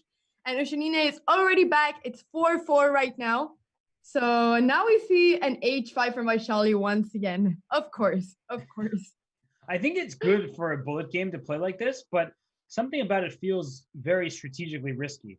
And you have the triangle set up. So if you just ask me to look at this position, I would say, oh, Ushanina must be black here because she loves this setup, as we've seen her play many times. But g5, oh, here comes g4. Here comes g4. Yep. Now we have this 95. This looks a bit similar to the other game we saw before, when they played with the knight on e5 and h5. But now we have g4 here. It's just straightforward. The thing is, you can just take back on e4 now. She does with the bishop. And f3 is a very good move because you want to take on g4 with your f pawn, not open up the h file. So f3 is very smart. I think that you can you sacrifice a piece, but gh3, I'm not sure. Like gh3, queen g5, you hit e3, you hit g2, everything's under attack. It looks dangerous, for sure. But she's taking an f3 instead. Yeah, not my pieces. Easier for me to sacrifice them. I always say that. Oh, f7 hanging. I would take that thing, but the knight is going to try to get active. So trade on f7 now, or play rook e8. Look at that e6 pawn. Oh, queen. Whoa, queen g5, e6. E6 is a good move. E6 seemed like a good move. This rook on h8 is hanging. So rook h to g8, there's e takes d7 with check. So she has to give up the exchange here. The good news is, though, that white's king isn't entirely safe either. And this knight can jump in from b6 to c4. I think that b5 is a good move, just trying to weaken black's king. And now the d5 pawn is also weak. She's going to put some pressure on e3 here, a4. But she's so down on time now. 15 seconds. It's quite a lot in bullet. She's down on time. She's down on the position. Here, rook to d1, hit the d5 pawn. Now another pawn is hanging. Yeah. Finally, I think rook d1 will be played. So it's e4, also good. Queen f5 check. Knight. Okay. Others check. Yeah. The knight wants to hop around, and knights are tricky in time trouble. But the knight, queen e6. I'd play that move pretty quickly. Yeah. If takes, then the knight was hanging, of course. And so queen d8 only move to avoid queen d6, d7, and then queen e8. All right, d7, and then queen takes g8 is also. Yeah. And there's going to be this rook e8 check. Take it. And mate. Yeah, and Vaishali has 3 minutes and 25 seconds left. So honestly, now that she's down a point in the match, if I'm doing my math correctly, if she's down a point, she needs to make sure that if a game concludes or the result is clear. Okay, I don't know what this evaluation bar is doing. It's like jumping up to infinity. No, but you're right. I mean, this is gonna be a crucial game. If Vaishali loses this one, then it's probably over. Should be over then, probably. So 2 games or 2 points difference. It's a lot here now when there's just 2 minutes 50 left. Very short time left. And so that's the thing is, if she's 2 minutes and 40 seconds left, just about. If she thinks the position is a draw, she should just try to make it a draw, right? Like you cannot prolong the games. You will still have one more game after it. So you have to be constantly looking over your shoulder. Wait, 2.5 minutes now. That's how much time is left. I like White's position in this game, but if things start getting closed and you can force a repetition, you may have to force that repetition rather than trying to play for more. You know what I'm saying? Yeah, definitely. Because then you might have time for one more game. So she should not be too afraid as long as the game finishes quickly if it's a draw here now. Okay, e4. This is starting to look really good for White. You have the bishop pair. Your pawns are no longer double. The bishops are starting to open up against the enemy king. So I would castle queenside. Just go for it. Castle queenside. Yeah. Get your pieces. Knight f3, knight g5 later, maybe e5. I'm not sure if I want to take on d5 or play e5. So she's spending too much time here, in my opinion. Yeah, absolutely. 27 seconds. I like castle queenside too. Putting that rook on the d file as well. I like that. Take. The e6 pawn is hanging. Is she gonna take her now on d5? No, she's gonna play rook e1. Put some pressure on e6, of course. And only a minute and a half left. So this is exactly what I was nervous about. So here's a good example. Do you just make a draw so you have one more game? Or do you think that you're better with White so you keep it going? I mean, White is slightly better, but it's kind of, what's your expected value? Are you actually going to win this game? And if not, maybe you should try to liquidate. Bishop e1, that couldn't have been a good move. c4, okay, bishop trying to come to c3. Bishop c3. Rook d4 for black. Yeah. Uh-oh. And this is going to take up probably all the remaining time as the more I look at the clock. This is going to be a must-win for Vaishali if she wants to catch up there. And this is not the way to win a game. Bishop f2. You have to go f5, g4, play like that. This feels Yeah. like it's too accommodating. Yeah. Now this looks very tough for winning. In fact, feels like black is almost better here now Black with is that better. D pawn. Yeah. Can you go knight b2? Okay, I thought knight b2 was also possible, trying to go d2, d1, but maybe it didn't work out. And I would just allow a draw. 20 seconds. So you actually can just get rook versus rook and then just play forever, right? No, this is over. Absolutely. 15 seconds left. This is unless some magic happens here, unless a miracle happens, this is just gonna be a draw. But who knows? We've seen surprises all the time. So who knows what will happen? Yeah, but now it's an extra pawn and a clear extra pawn for black and no pieces remaining, right? Oh my God, we don't play b5 because bishop c5. That was one of those moments. So she gets the pawn back. Okay. Huh? She gets bishop the pawn versus back. knight here, equal pawns. You need a more active king, though. And black's king is the active one, and the pawns are in light squares. Yeah, black's king is so active. So knight e4. You do a bishop h4 just to protect it. Now knight c5 is fine. 3 seconds for Vaishali. Like king b4, king f4. So what's going on? King a5. This is actually getting a bit dangerous. I don't like the look of this because the knight is a really bad piece of getting back. So b4, b5, knight c5 check. I mean, you're gonna have to put the knight there. Yep. Oh gosh. Go up. b6, bishop f2, knight d7, b7, king c6. So king. Oh my gosh, I could see a zook swung happening here. Oh wow. But you can just move the king. The problem is the white king can't get back, right? Yeah, exactly. Oh wow. Well, what a turn it took anyway. Nice try. Pawn, but yeah, now it's just a draw. It's a draw, and with that, it looks like Anna Ushina wins the match. She wins it by the closest of margins, 1 point victory for her. So let's go. The other match is getting underway between Gunina and Kosteniuk. So let's move on over to that game. Let's go ahead and do that. Already starting. Wow, that was a close match, and I gotta give a shout out to Vaishali. Her event is over, but Ushanina, she was down a point heading into the bullet. She mounted the comeback. Congratulations to Anna Ushanina. She'll be playing on Sunday against the winner of this match that we see here that is just getting underway between Gunina and Kosteniuk. Yep, big congrats to her. And just like you said, such a close match. Let's see what happens in this one versus Alexandra Kosteniuk and Valentina Gunina. I'm very excited to see this match. And Valentina Gunina, she won yesterday versus Ju and June.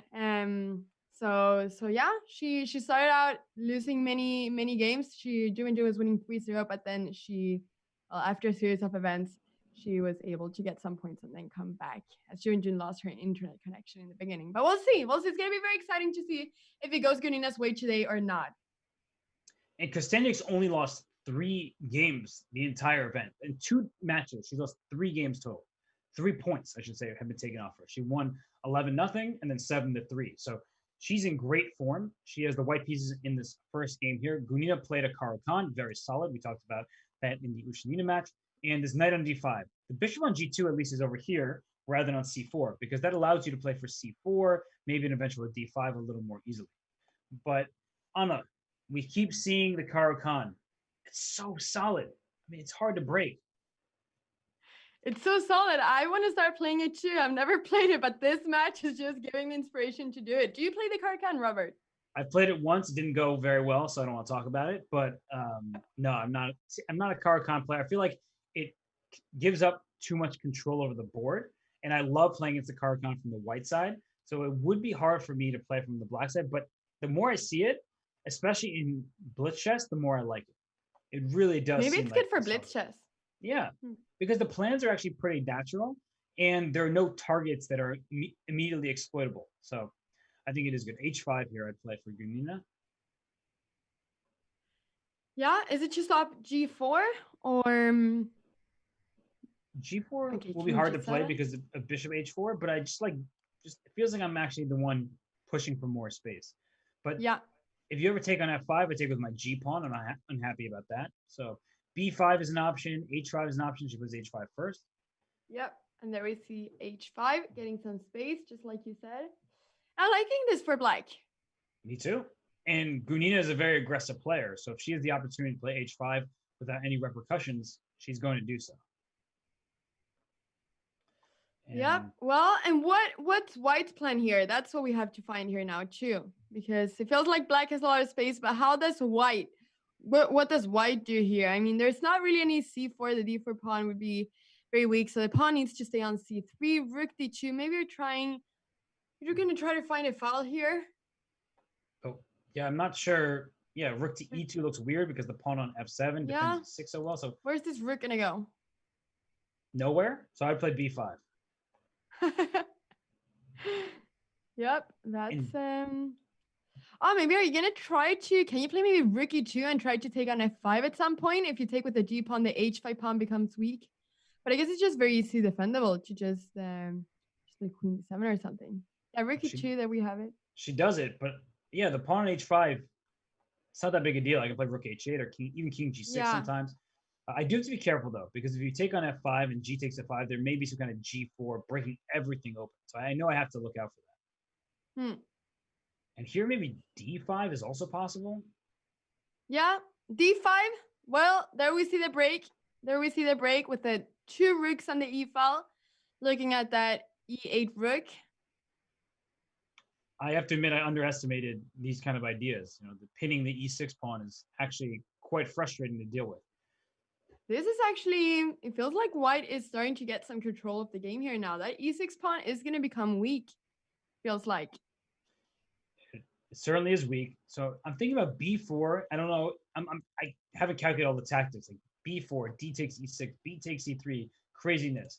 It looks scary because the white's stealing a pawn near black's king. So another move is maybe rook to b6 just to defend this pawn e6 another time.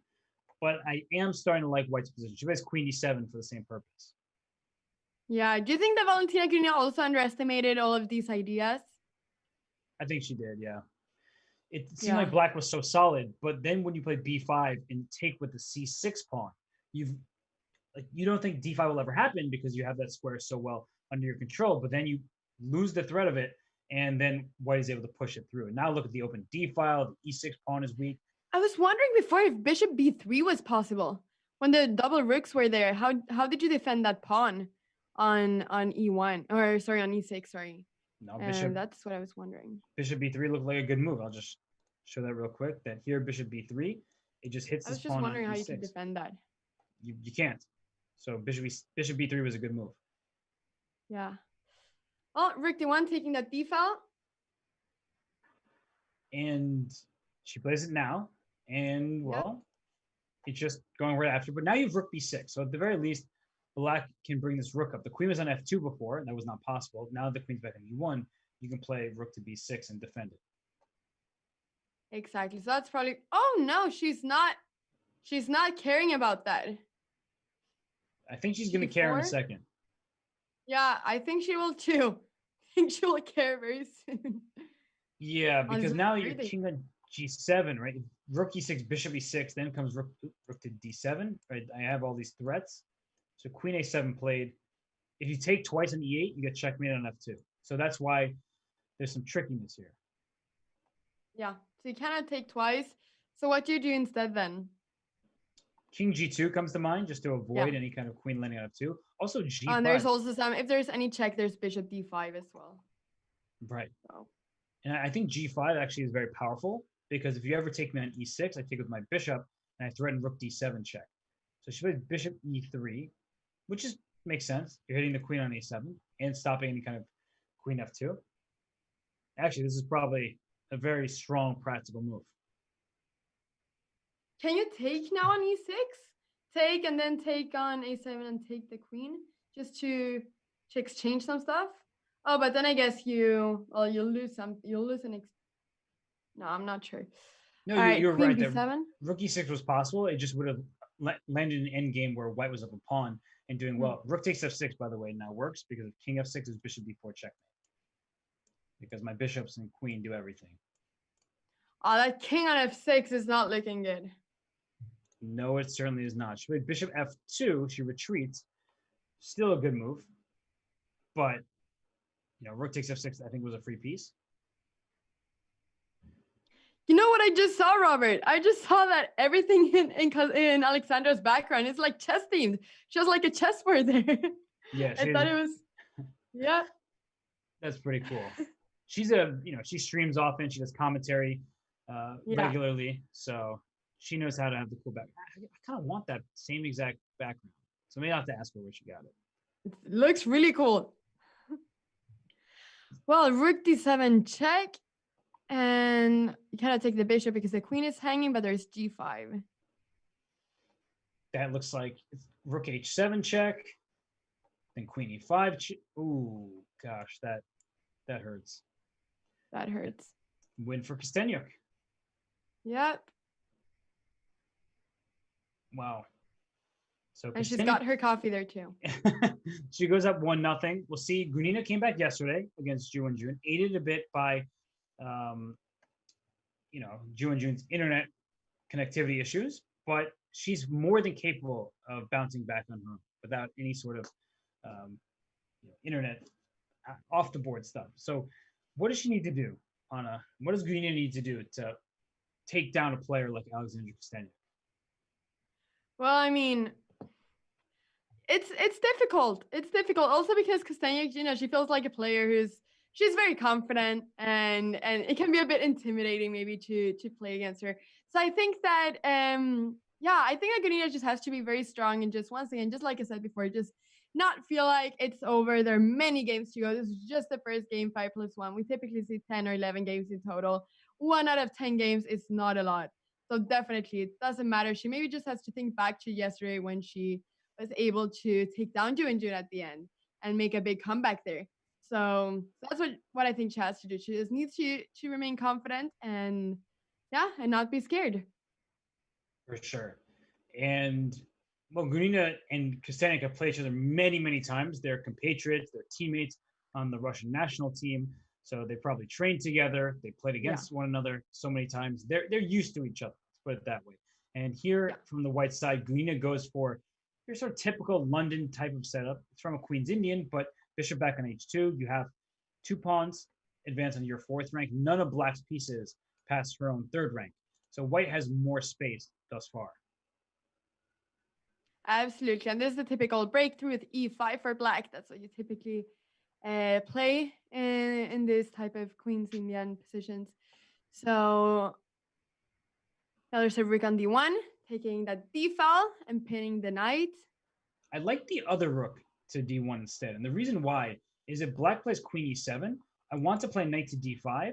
And then once we trade on d5, my pawn gets to d5, and I have an open c file. But if my other rook were on d1 and my other rook was on a1, then I play rook c1 to pile up pressure. So I actually would have preferred rook f d1, even though it's moving sort of away from the center. You typically see rook e1, rook d1, but not in such a close position. Actually, we see knight d5 now, and my point will be made demonstrably here.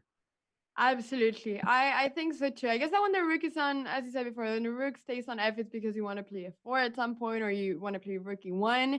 But right now it feels like there's not a lot of purpose for that rook on f1.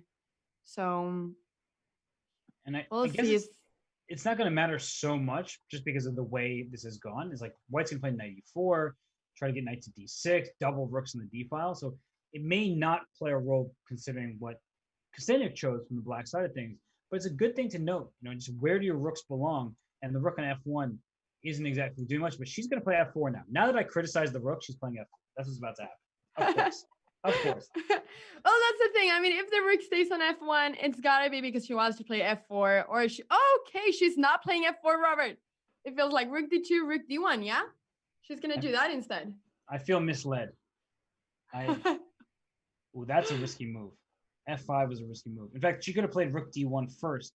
Let's go back a half step here. Rook to d1 hits this knight on d7 and actually would have been a very good move. So she moved the knight. It was very reactionary. And when when your piece is under attack by pawn, you move it almost always. But sometimes you can actually make an in-between move that's useful for you. White's position is still great. I love White's position here. but you should always be on the lookout for a c5. Good move here. Yeah, absolutely. Just making sure that bishop does not get any play. And now you And have the that's d. typically, sorry? No, sorry, go ahead. No, I was just gonna say that's typically in the King's Indian, in the Queen's Indian. The bishop on c8 typically is the very bad piece of the position. That's why in a lot of King's Indians you try to play bishop g4 very soon as black to exchange that bishop. So now we can see once again an example of when that bishop becomes quite inactive in a position. And this is a great Gunina game. I know I threw a lot of G's in there, but G4 was played because if you can get your knight the E4 square, no. I know I like the E4 square, but here in particular, it would be devastating for black. And now the pawn F5 is under attack. If you play bishop to C8, trying to defend this pawn, right, you're getting more passive. And after bishop C8, I would even consider bishop F3 to pile pressure on the C6 pawn. You have so many weaknesses in this position that I think white is in excellent shape. Yeah, absolutely. Now I'm really liking this for white as well. It feels like a Gunina game. So I don't think that she's sad about losing that first game. I think she's ready for a comeback and she's playing very well. Such a nice move to play g4 here when with all of these weak light square pawns, the pawn on f5. This is excellent stuff. It's a really instructive game. It's one that I'm probably actually going to come back to at some point and think about because there are times when you know your position should be good, but you're not quite sure how to break through. And then you have to find moves like G4, which are hard for most people to play because they're resistant to pushing pawns in front of their king. But it's working out. Bishop F3 here puts this pawn C6 under attack. Hmm. No, and this just shows how important it was for white to play c5 and not allow black to play c5 and get an amazing bishop on b7. So absolutely. Now this feels really good. It feels like all of white's pieces are in their perfect square, apart from that light square bishop, which is probably gonna go to f3 soon. So it feels like they're all in really good squares now. Yeah, and a big issue for black is this queen on c7, right? You want to play e4 to take up space, but then this bishop on h2 stares at the black queen. So bishop f3, there it's played. Now I'm attacking c6. e4, she went bishop g2 very quickly, but I was looking, was there some sort of discovery? There's a queen on c7 under attack.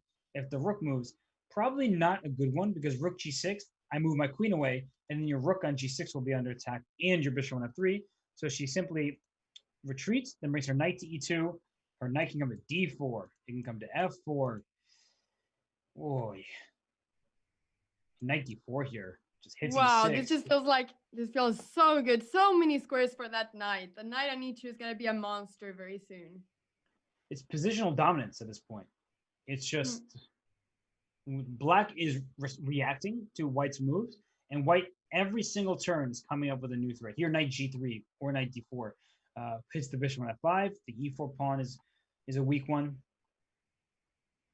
And now those dark squares in front of the king could become weak at some point now that she's exchanging her dark square bishop, which is typically black's good bishop in this position. So she takes with her more advanced rook, which leads me to believe that perhaps there's some bishop d6 ideas. She removed the rook from the square, but she also bring her rook right back. Rook to d6 is possible if she wants to. She doesn't need to. There's no rush. Black doesn't have a threat here. So, do you think she should have taken with the other rook on d1? Probably. It looks to me a little more natural, but this also, she can just bring this rook back at any moment to d6. You're never going to capture on d6 and allow me to take with my c pawn. So I think there's no rush no matter what. And if I'm Kosteniuk, I'm trying desperately to figure out how to get some initiative. Maybe knight e6, hitting c5, hitting the rook and d4, and then next g5 to go after the h3 pawn. It probably doesn't amount to anything in particular, but it's your best chance. Yeah. Well, now she's back with that with rook d6, and the e4 pawn is maybe or no, I guess it's not hanging. It's the c5 pawn is also hanging, but you have to look at it a little bit. That e4 pawn. And she plays knight g5. But now the question is, can you take on c6 and give up h3, or should you react to this pawn being under attack on h3? I think rook c6 is a fine move. I have no problems there. You're also spending rook c7 after you have taken it. Yeah, and rook c7, that's such a nice move. Maybe you could even play queen c3 at some point and really start pressuring those dark squares in front of the king. And she played rook c8 to avoid rook c7. She was afraid of that idea. So now we see a trade. And can I just play c6, c7, and push this pawn, try to promote it? Well, I'm ignoring the king side, but that's because I have a passed pawn. yeah, no, that pass pawn could become dangerous. Is she going to go for that b5 pawn? Oh, but she gave her c pawn now. And I missed the c pawn. I felt like that was good, but she could like queen e5 here, I guess. Yeah, I miss that c pawn too, though. I felt like maybe she could have started pushing it before she did this, but yeah, queen e5. There may be rook c5 back, or knight f3 check is possible to get to opposite colored bishops. But opposite colored bishops positioned in certain endgames have drawish tendencies. But in with queens on the board, it favors the side with more attacking chances. And I already like the look of this queen on e5. If you could bring this bishop to d4, oh gosh, that would be a checkmating attack very quickly. So rook e8 played. that would be amazing. Can you play some bishop h4? Ooh, pinning the knight. I'd have to play knight f3 check, I think, after bishop h4. Knight f3 check. Yes, of course. Just because the knight is pinned, but it can still move. So knight f3 first. And I guess you don't want to exchange that dark square bishop just in case you can get some activity there and take some diagonals. But that bishop, as you said, it really wants to be on the other diagonal. It does. It's hard to get there. But also what's important to note is white's king is surprisingly safe because you need to get your queen to g2, but checkmate, how do you do that? You have to go all the way into f1 somehow. It's going to take forever. And by the time you get that done, the black king will be in trouble. So the pawn h6 is under threat. Now f3 can be captured. Now no more checkmating nets. Queen f5. Uh-oh. Uh-oh. Oh, this is a big uh-oh. Yeah, you're absolutely... Ooh, why did she not take? I think she just was moving quickly and didn't scout out the fact the pawn was under attack. Again, this pawn can be captured. She's going for the a pawn. Is rook takes a4 a winning endgame? Not worth even considering it, right? Just push the pawn now. Yeah. And she's very low on time, so there's not too much time to think about it. But taking on h6 before maybe was something. But okay, the black king is very very unsafe there. It's completely cut off. So bishop g7. Yeah, but h4 this makes sense. If g4 the king comes in. No, this is actually very good play here by Gunina. e4 protecting f2. Now bring the king in. King g5, king f6. Uh-oh. Here it feels like mating attack. Oh, but rook f7 falls to rook f4 check. She blundered a pawn, but she... Whoa! No, but the pawn's rook a8 and a7. Here comes a7. And rook anywhere. Here comes the queen. Rook. Hold up. Hold on. You got to be a little precise here. Bishop d4, maybe? Yep. Bishop d4. Now she sees bishop d4. Bishop goes back. This is not so easy anymore because the rook and the bishop cover the square. Okay, what's happening? It's a full bullet game at this point. Yeah. King g7. I would bring this king to... How do you do this? Rook h7, just threaten rook h6 check. Yeah. It's not... I'm not saying it's winning, but it oh. On the time goes. Oh, she just lost some time there. Yeah. Tough position, though. Tough position. Yeah, she was worried about losing her h5 pawn. There's a check on h6. The a pawn was so far advanced there. Hard to figure everything out with the waning seconds. 1-1 now. So we'll see. Maybe this will become a very close match, too. That would be very exciting if this became a close match, just like the other one. And Gunina, she switched to an Alyekin defense from the Caro-Kann. So there must be something she doesn't want to see happen again in the Caro-Kann. But in general, the Alyekin defense is seen as kind of being good for white. You have these pawns in the center. They're not opposed by enemy pawns. So even though it's a symmetrical pawn structure, which gives a tendency, if pieces get traded, it will likely be relatively level. In the interim, with so many pieces on the board, white has more space. Yeah. No, and that's one of the things here. We can see that white already has quite a lot of space with c5. Yeah. Do you now do you now play b4 or do you just you play Yeah. b4? Try to hold that. And I like this move c6 because I didn't want white to play knight to d5 and take away the bishop. So c6 holds everything together, and we may see black play even d5 and then knight to e6 and then just unleash the pieces. So that's a pretty natural plan for black to develop. Yeah. No, of course, black wants to unleash their pieces at some point. I like that term, Robert. Unleash your pieces. I like that. Well, I'll store that one in the memory bank, and maybe you can co-opt it, use it as your own. Because and just look at the bishop on e7, Thank you for right? giving me permission. The bishop on e7, the knight on f8, the rook on e8, the queen—they're all stepping on each other's toes, and that's what happens when you have less space. And so b5 was a move to break open the position, and I don't mind it, but I think black should play knight e4. Maybe not right the second, but knight e4, trade some of the pieces. When you have less space, your pieces are stepping on each other's toes. Once the knight is out of f6, in comes my bishop to f6. When my bishop goes to f6, my queen is e7. So she's doing a fine job with knight e6, hitting c5. But just in general, you want to think about how piece trades help or hurt you. Here, they most often help black because it gives the remainder of the pieces some extra breathing room. Absolutely. Now the question is, do you defend the pawn on c5? Do you play rook d1? Do you what do you do here? Do you take on c6? It's a bunch of questions here. What do you think? Or do you just play knight h4 to defend, maybe? Yeah, I like knight h4.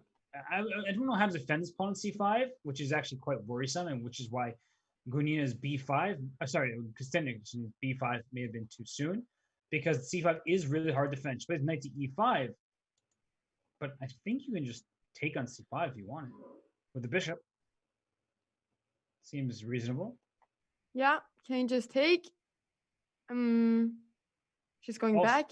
Also a good move, hitting the knight on e5, protecting c6.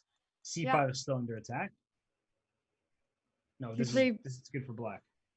No, yeah, this definitely feels good for black. And it goes to show that how quickly you can be punished for being super aggressive and then not taking care of your pawns. Because the pawn on c5 was well defended by this pawn on b4. But as soon as you push b5, I get it. You wanted to open up space. Your queen's on b3, you're going for an initiative of sorts. But now your c5 pawn is extremely unhappy. Yeah, definitely. Yeah, so what do you do now? What do you do now? I ask you, hey Anna, you ask me. What should what do now? Well. If you cannot defend the pawn on c, she's taking on f7. Whoa. Okay. See, I assumed that didn't work. I probably should have done more to be like, wait a second, let's look into this. But I feel like it shouldn't work out, but maybe it will because it's a blitz game. So king f7, you have to, I think. Yeah. No, yeah. If you're gonna go into this, I guess that you just need to take on f7. And then she's gonna play g4, and then like bishop c4. Oh, it's getting sharp. I don't think it's getting very sharp. That's actually a very interesting idea. G4 and bishop c4. I don't think the question is how to defend it after. There's some queen c8 maybe, but oof, you're getting all passive, and you need to, but it doesn't feel the best. But I think Kosteniuk sort of she stumbled into it. She did not intend to sacrifice the knight on f7. It just so happened that in the position it was going to be bad either, like if she just kept the piece on the board. So instead she sacks, and after here bishop f8, queen e5. I don't like the look of that. You do not want to be defending your knight with your queen like this. Bishop d4 comes to mind. Actually, after bishop d4, you can't even protect the knight anymore. This looks so dangerous. Yeah, queen e5. That's just go back and move bishop f8, protected e6. Yeah. And made the king feel a little bit safer. Queen e5, though, you're walking into fire. Yeah, no, the queen does not have a lot of squares. And what are you gonna do now, actually? Because the knight, bishop takes c6 now. King f8. That king is not looking very safe either. No, it's an extra pawn for white. So this worked out. I wonder Yeah, I think bishop f8 instead of queen e5 was better, but still, I feel like white had a pretty decent attack brewing there. And I was going to ask you, Anna, but I don't think it will matter. It's a minute and just under 20 seconds left for this time control. And Gunina's going to keep playing. There's no reason to resign ever. But my essential question was, do you think Gunina feels better about the 3 minute plus 1 second increment blitz, or would she have wanted another 5 minute game? I think she wants the 3+1. I do think she wants to. At the same time, I mean, Kosteniuk, she's so strong. She's, as I said before, she's always streaming. She plays a bunch of different online tournaments, so she's very used to playing with low time control. But at the same time, I mean, we could see yesterday, Yuan Jun. I mean, it was both the confidence maybe that made her play better after, but she was playing very well and she was very quick when she had little time. And I think Right. that her very attacking playing style as well can go her way when there's very little time on the clock. So I think that she might want to go to a 3+1, but I'm not sure. What do you think? No, I think she does. I was just because there's certain moments where if you feel like you're going to lose this game regardless, but you feel like 5 minute time control is your best possibility, then you resign. Now, I'm not suggesting that it's what she should do because I think the position is very complex here. But there are moments where you see, this doesn't feel good. Let me just get one more in.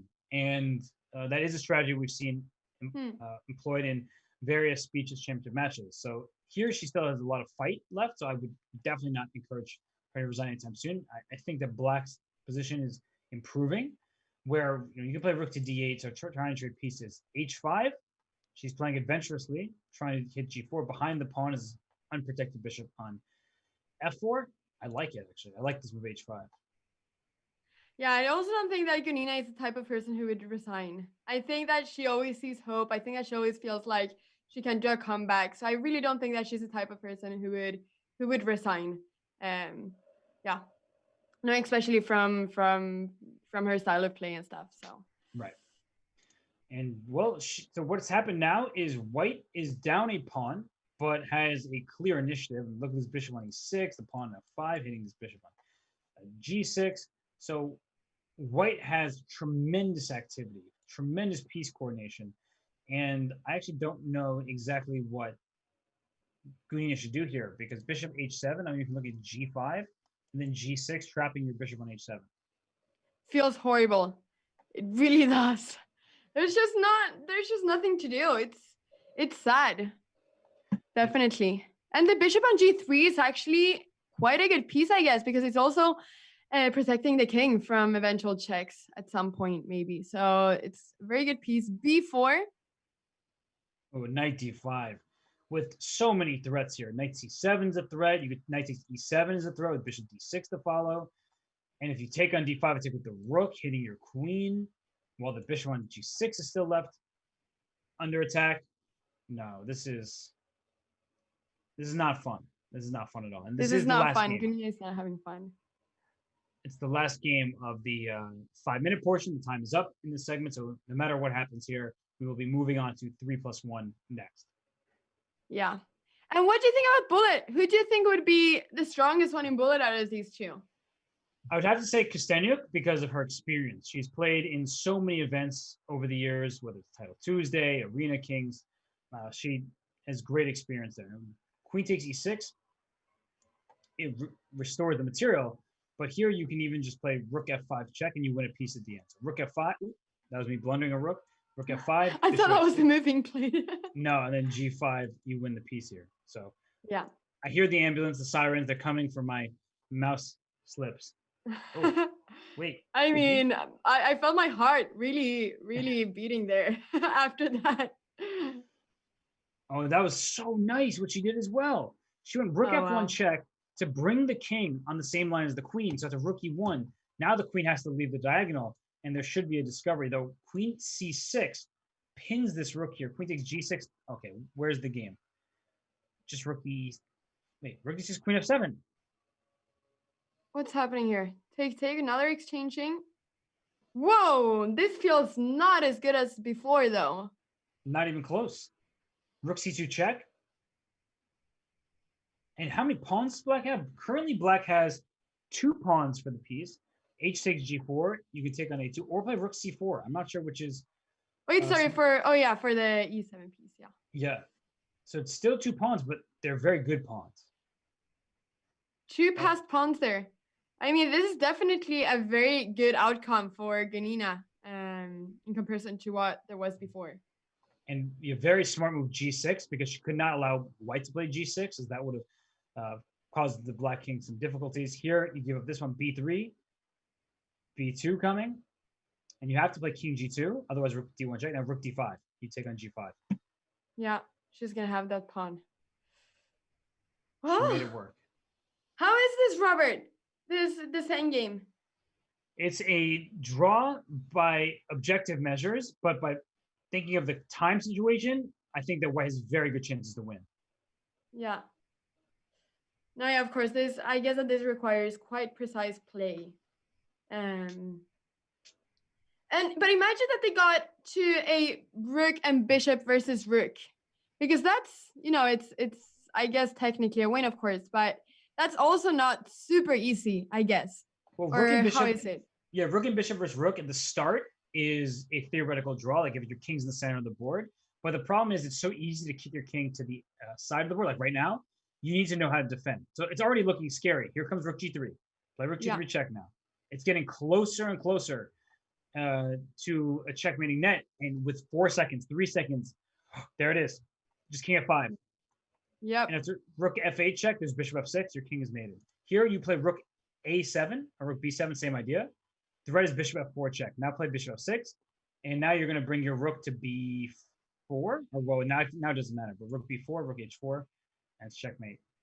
So it was objectively a drawn position, but practically the player with just the rook loses this like all the time. All the time.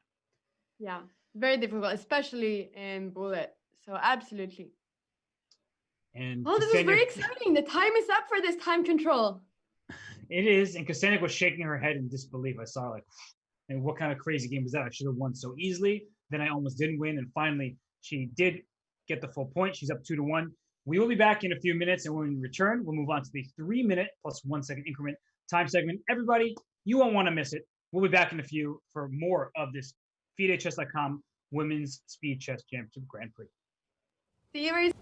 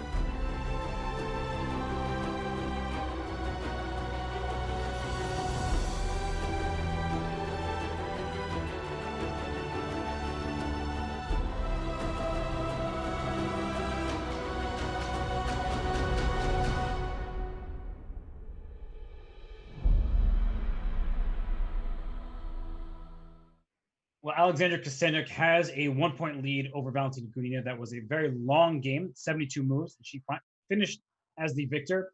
Anna, we go to the 3-minute blitz part of this time segment. No, not part of this time. Part of the match. I can't even speak English. The break didn't do me any good. But Gunina came back yesterday. Do you think she will be able to today as well? Yes, I really think so. 3+1.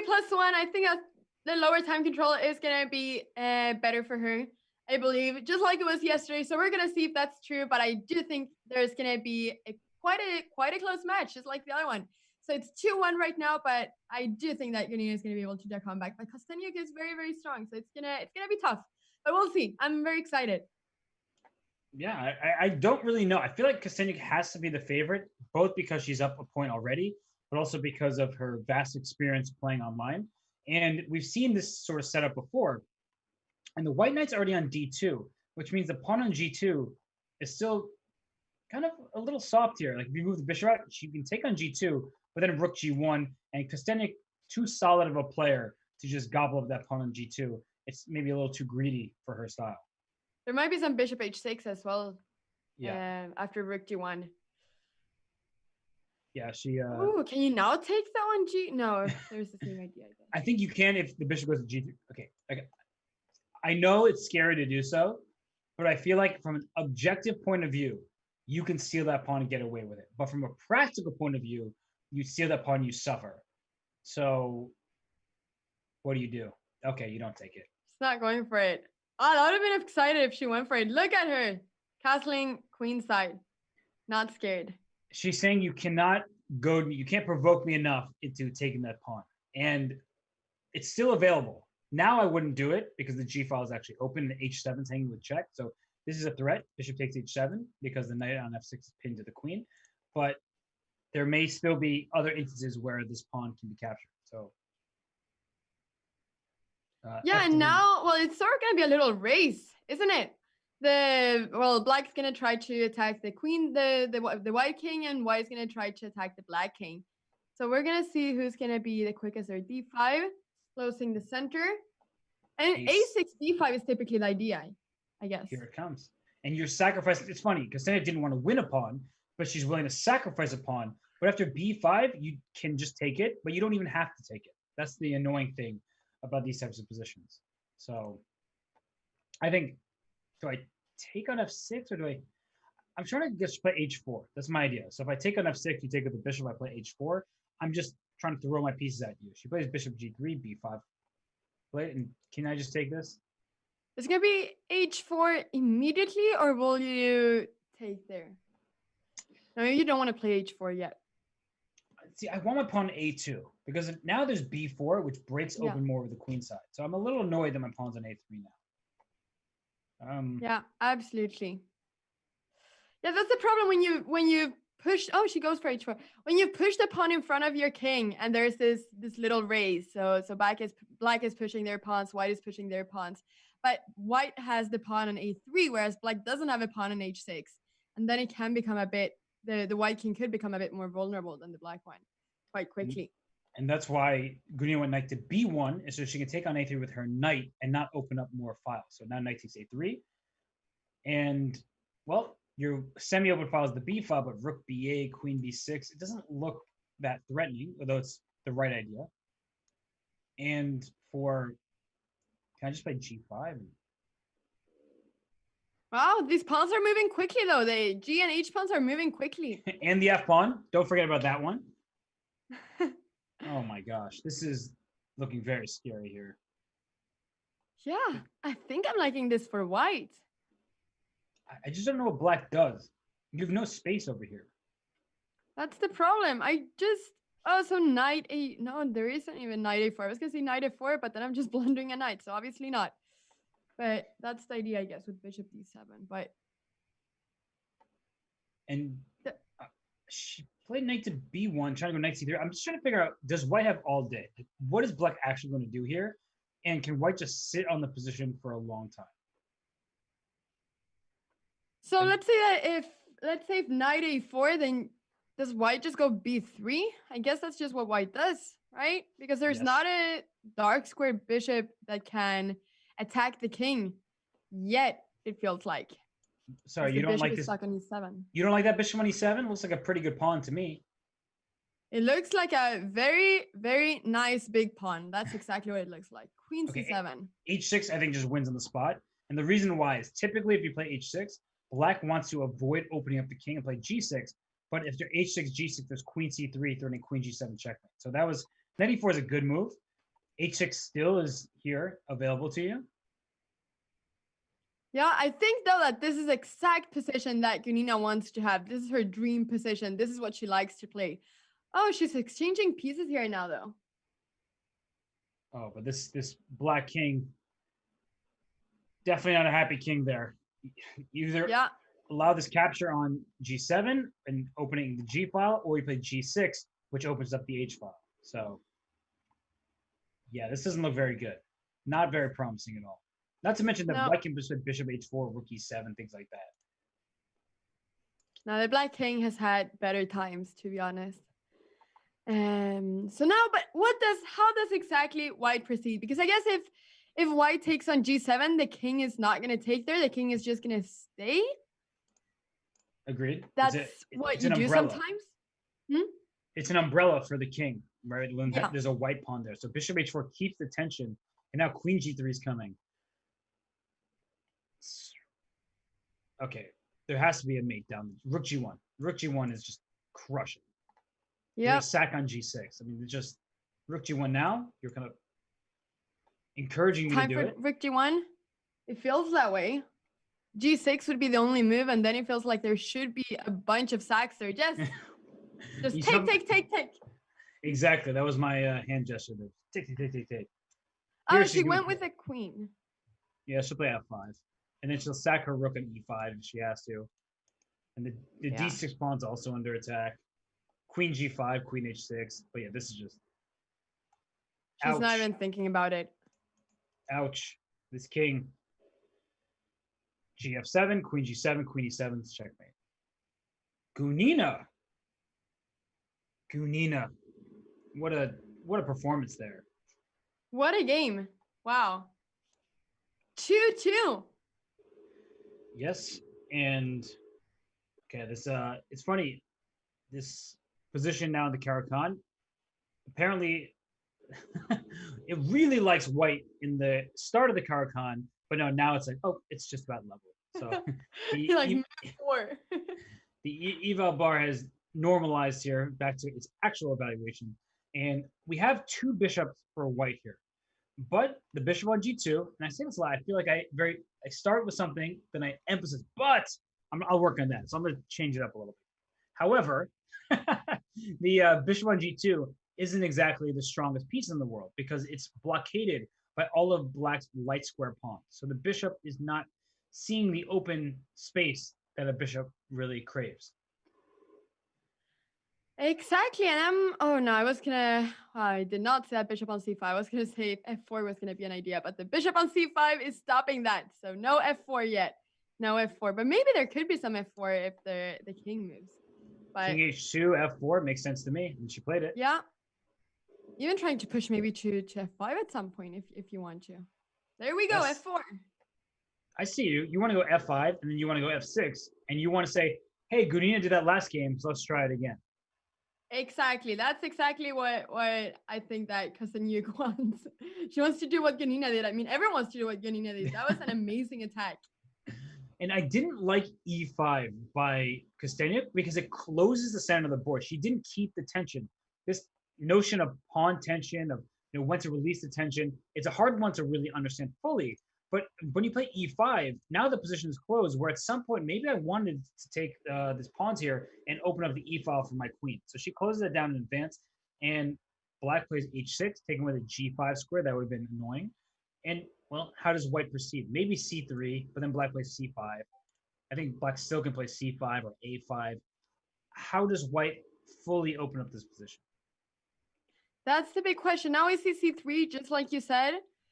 But yeah, difficult to know. Just like I said, after e5, it feels like white really closed down the position there. And black does have quite a nice knight on d5. But now rook c1 is a4. not a4.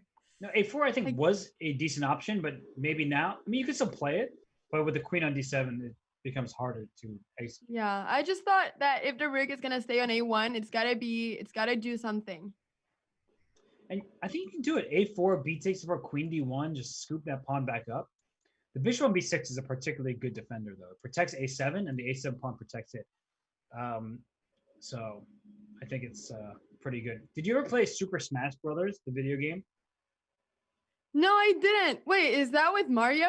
No. Yeah, well, there are all the characters. So there's like Oh yeah, Mario. the whole bunch. Yeah. Yeah, there's a fox, Pikachu, all that stuff. So I actually call that structure with a7 and bishop on b6, just in general, when a pawn protects a bishop and a bishop protects the pawn, I call it the ice climbers, which are characters in Super Smash, which they come as a tandem and they protect each other and build off of one another. So I actually just got an emote for that.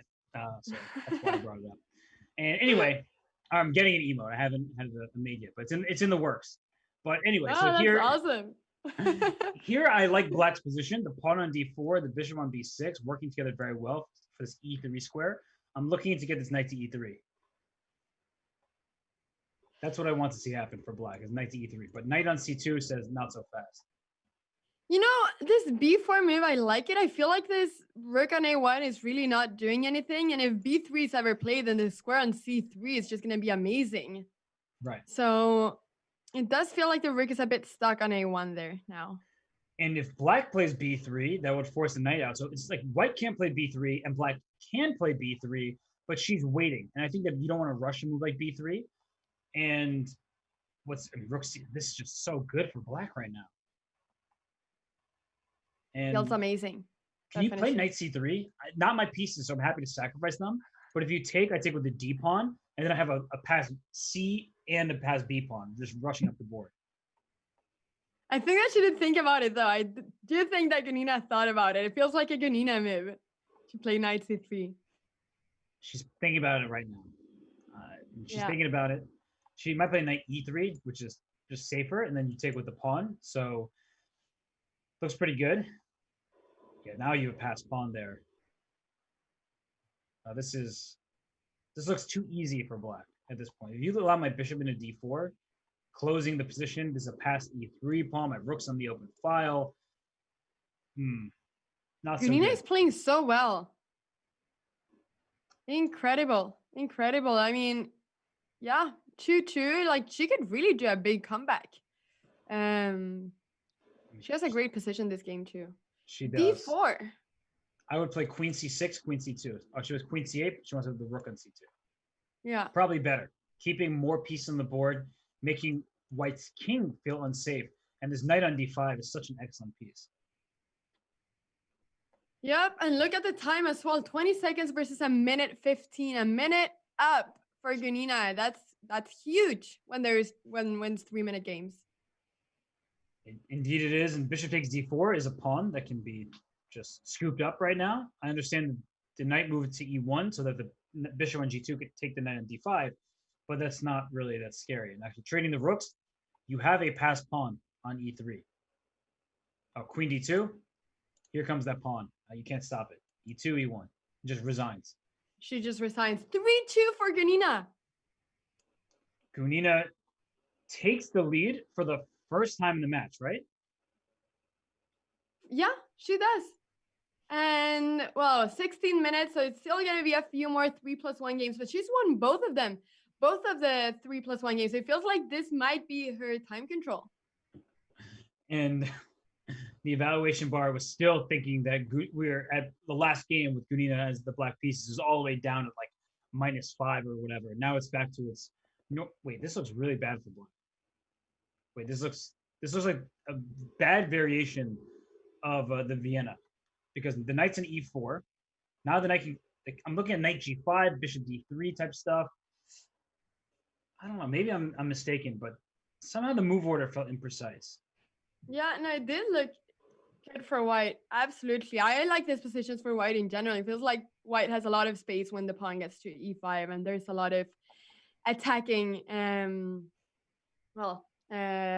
attacking material, basically. I mean, it's easy to attack the king, it feels like, because there's no knight f6, but I guess that pawn is going to be lost soon.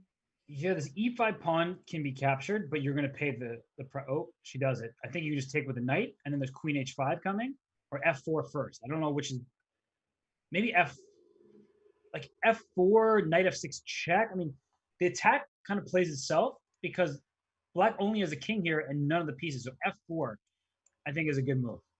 You force the queen back out to c7 because the queen can't go to f5 as this, there it is. The bishop has the square under control. Oh no, this looks so scary. Here comes knight f6.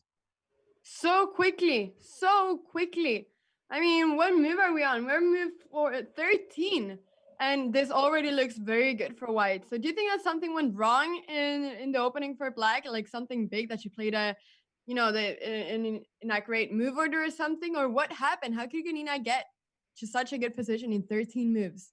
In general, I mean, knight f6 check, I think, just wins because if you have to take with the pawn and then bishop takes and everything's open here. But to answer your question, wait, is the bishop trapped? A3. The bishop's trapped. She just trapped the bishop. Huh. So she didn't even go for knight f6 check, which I think was crushing and very much in Gunina style. She just showed some restraint and resignation because she's winning a piece and still winning, winning 14 position, moves.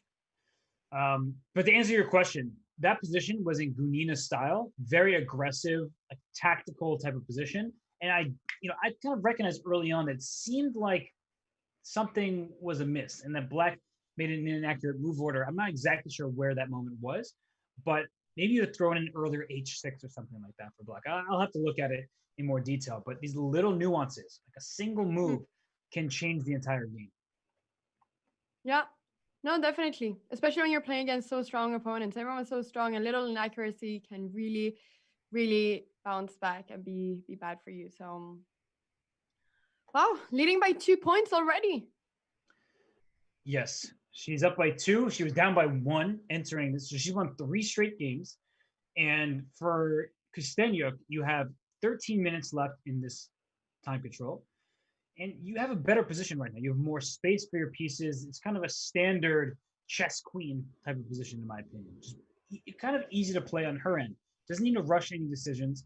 You can play c5 if you'd like, but then you're giving up the d5 square to black's knight. So she plays c5. I was about to say, I think I'd prefer not to play that move, but when you're down 2 points in a match, you kind of want to play aggressively. Yeah, of course. Of course. And I guess, and that can be a bad thing too, that you just feel like you have the need to play aggressively because you need to get points, and that can really backfire. And I think in this position, it's going to backfire because black now has relatively easy play. Without the pawn being on c5, it's unclear how black should go for pawn breaks. Here, I think b6 is what you're looking at. So queen on a5. I'm not sure you'd be able to play b6 so easily, but maybe still. Oh, is she trying to sacrifice an h6? I don't think so. Maybe. Who knows? No. It feels too risky to do that already. Yeah, it feels like it's playing wishful chess. And she's only down 2 points, so it's not like she needs to go for a win at all costs. She's not in that kind of territory. Still 12 minutes of this time control, and then there's 10 minutes of the bullet time control, 1+1. Right, and we think that Kosteniuk is a favorite in the bullet, but we also thought she'd be a favorite in several time controls. But so far, it's been all Gunina in 3+1. It was 2-1 Kosteniuk in the 5 minute, 3-0 for Gunina in this 3+1. And well, let me ask you, how do you continue this position here from black's point of view, where your pieces do lack a little bit of space? So what do you? Okay, she plays b6, but I know what you're about to say, so I'm gonna throw it over to you. Oh, she played it before you could even say it. I knew you were gonna say, wait, if you play b6, Robert, the c6 pawn, and this looks troubling. Yeah, no, this looks good. That c6 pawn immediately, that's always the problem with b6, that the c6 pawn becomes so weak, and now I can see that the threat is, well, maybe not yet, because there's a queen on c1, so there's a bit of a pin there with a rook on c8, but yeah, it's going to become a weak pawn for the rest of the game, the c6 pawn, so there's maybe not that much rush into taking it.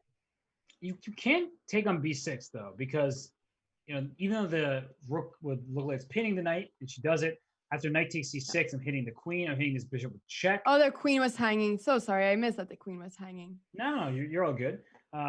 And so I think you have to take with the queen on b6, but then you're Hmm. walking in to this bishop. So then there's maybe d5. Like, every single move seems to backfire here for black, but I ultimately think you have to take on b6 with the queen because pawn takes, just knight takes c6 looks like too much.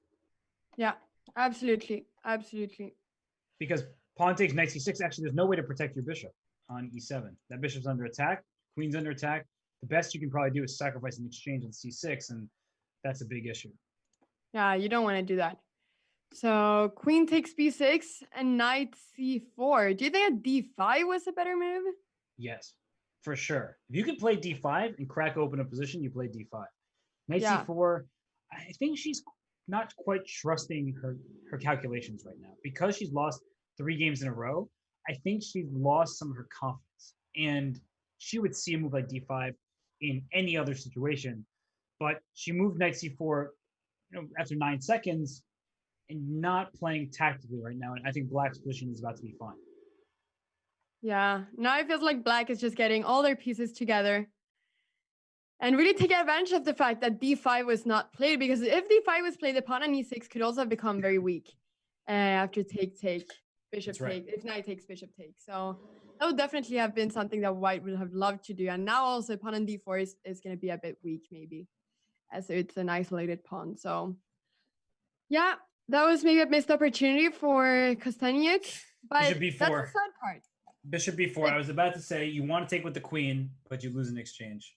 You lose an exchange. You lose an exchange. But what I was gonna say is that it's the sad part when you've lost so many games in a row, is that a lot of times it really feels like you cannot trust yourself because you think that you've been doing something wrong.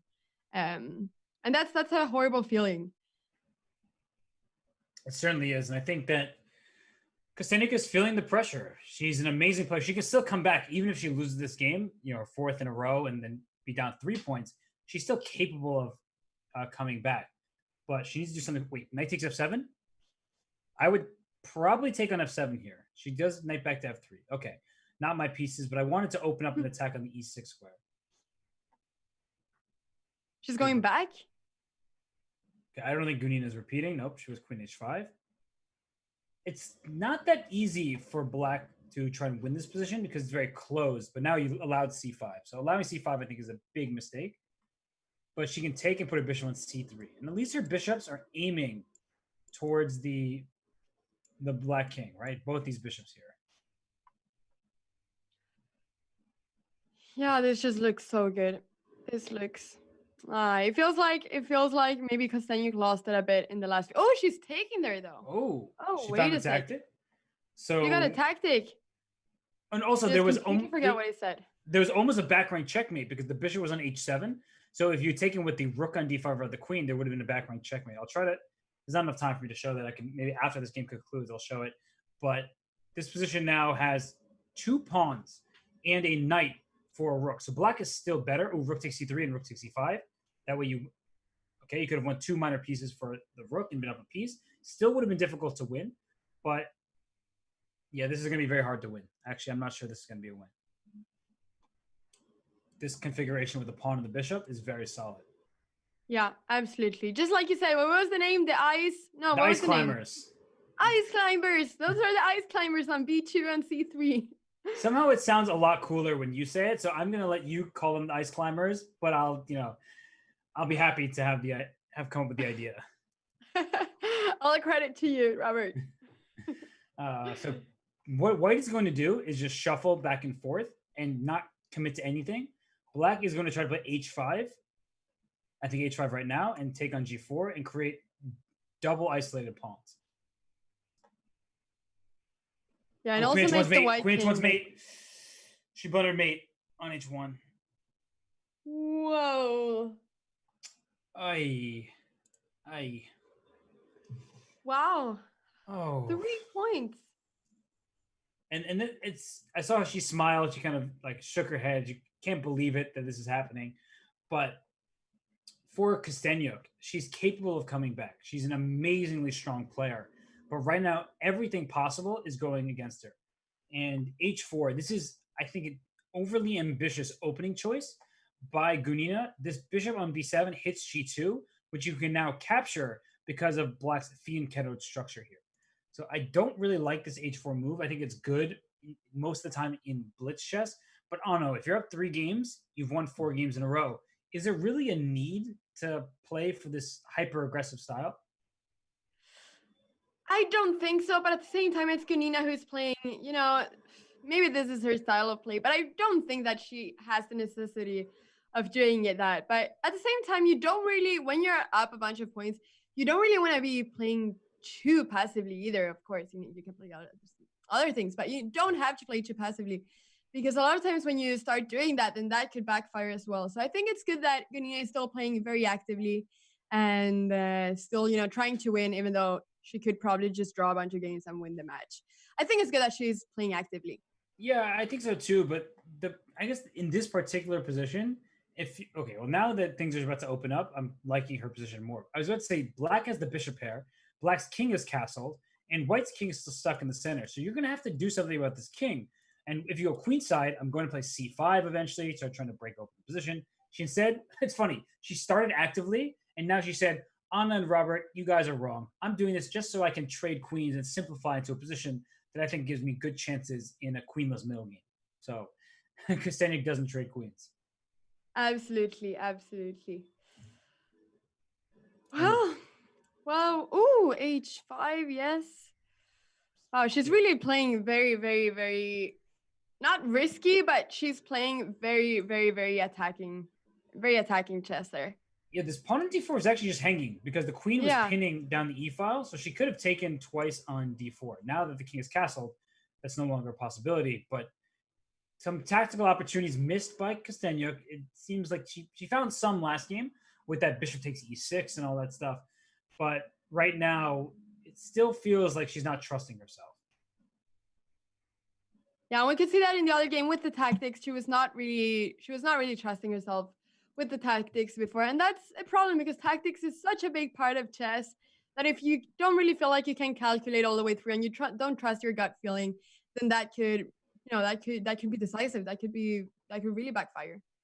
So And I'm looking forward to the f5 square and a knight getting there. So instead of the knight e4 that we're always so happy about for me, a knight on f5, I know, Anna, is your favorite square for a knight. Yeah, it is. F5 is my favorite square of the night. My F5 is your E4. Can White do that though? Can White just play like knight f1, knight g3, or knight e2, knight g3, one of these type of maneuvers? That's what I want to see happen, because that if that knight gets to f5, that's a big problem for Black.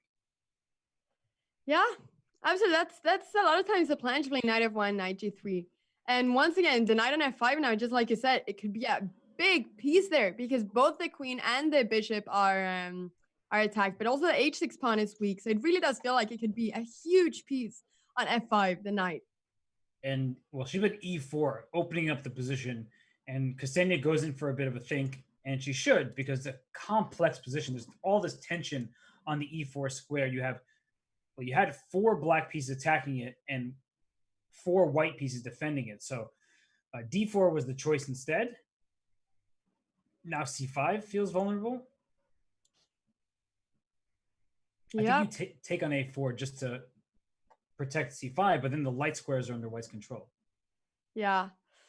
This looks good for Gunina again. Feels like knight c4, yes, amazing. This pawn on e4 could maybe push at some point and become strong. There's a lot of potential here. Yeah, and I don't see a plan for Black. It's easier to see certain plans for White. Knight to c4, e5, as you said. Maybe pushing the a4 pawn to a5 just to keep it on a protected square. Knight b3 comes to mind to hit the pawn on c5. So I see queen a3. I see a number of moves here for White because White has more space and more attacking possibilities. Here's rook takes c5. Oh, but then a4 falls. So I think that perhaps Kosteniuk was smart to go for this. Now take on a2. Knight d7. She won an exchange, though.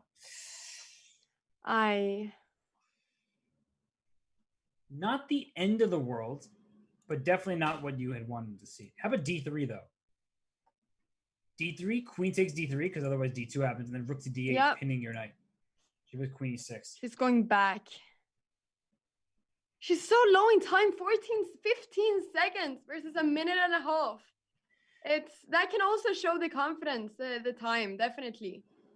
Yes, and unless she loses or the game ends somehow in the next 20 seconds before that, this will be the final game of the 3 minute. And I don't think the game will end anytime soon because black has a bishop and a pawn for rook. And here comes this d pawn.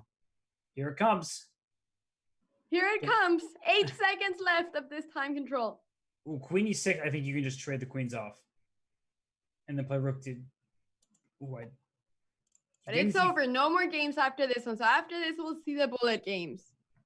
We will. And bishop d4 followed by e5, trying to defend a7. And the bishop is in the ice climber formation that we have grown accustomed to in this game. This bishop is so strong on d4. And here comes the black king. So king here c5. comes the black king. Yeah, black's pieces are quite active though. That is true, but white's rooks are so too. You rook a4 now. You win the a5. Yeah. It's just so tough. Rook takes a5. It's only one check on c3. White won by resignation. Wow, I'm surprised by that. But the time is up, which means that it's about to be bullet, and Gunina has a 4-game lead. She swept the 3+1 5-0. Every single game she won in the 3+1, absolutely incredible. We didn't know which one was going to be a favorite in 3+1. We thought Kosteniuk, but Gunina won all games there. So we will see how it goes in the bullet. 10 minutes of bullet starting very soon. Don't go anywhere, guys. It's going to be very exciting.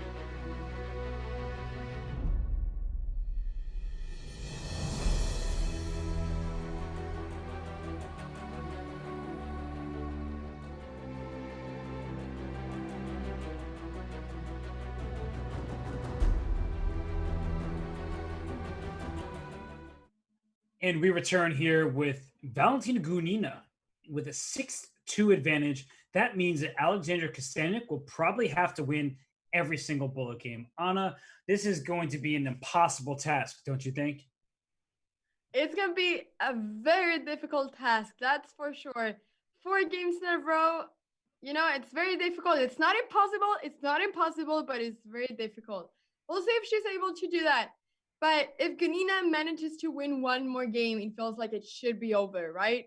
It's getting that way. Even a draw, if it's a long draw, because you have 10 minutes of bullet chess with the 1 minute plus 1 second increment, that means that a long draw, let's say you take 2.5 minutes, 3 minutes off the clock with that draw, you're already getting into territory where it's going to be difficult to come back. But look at the ratings. Kosteniuk has a much higher bullet rating, and here she goes. Absolutely. We'll see. It's going to be very exciting. It will indeed. And okay, playing the King's Indian attack, I think is a good choice. Very easy to play, more or less from the white side. And she trades on d5. She's going to try to play maybe knight. I was saying knight c3, but she was queen b3 first. Do you think that now Gunina is going to try to play not as attacking as before, that she's going to be playing a bit more, like she didn't do before? She was playing very, very, very attacking chess before. She's in big trouble now because that bishop on h5 is about to be trapped. g4, I think, just traps the bishop. Oops. Ooh, the bishop on h5. Just take that thing. And look at just take it, yeah? In the first game, Kosteniuk says, well, I'm not afraid. Here I come. Here comes the comeback. And it's an extra piece for white. But it's not just about the game, right? You need to play and win quickly. As I look at the match clock, 9 minutes left. So if she wins the next minute, she feels good about her chances, at least having the opportunity to get a comeback. Or knight g6. Just start taking all the material. And if you're Gunina, never resign. That's true. No, she's never going to resign. And especially it's good to not resign now because she wants this game to take as much time as possible. I mean, she wants to get into an end game, even if she's a piece down. She just wants to make sure that this game does not end quickly and that she does not give Kosteniuk more chances to win other games. So she's not going to resign for sure. And this position still has life left in it. Black has one pawn for the piece, but here comes rook a1 to g1. This bishop would love to go to square like d4 or c3. So knight e5 right now hits the queen, opens up the g file.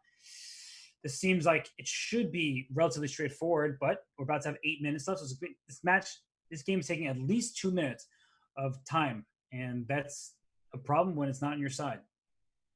Yeah, absolutely. She's going back. h4, king h7. Oh, she wants to sneaky. She wants to put pressure on that f5 pawn. Mm-hmm.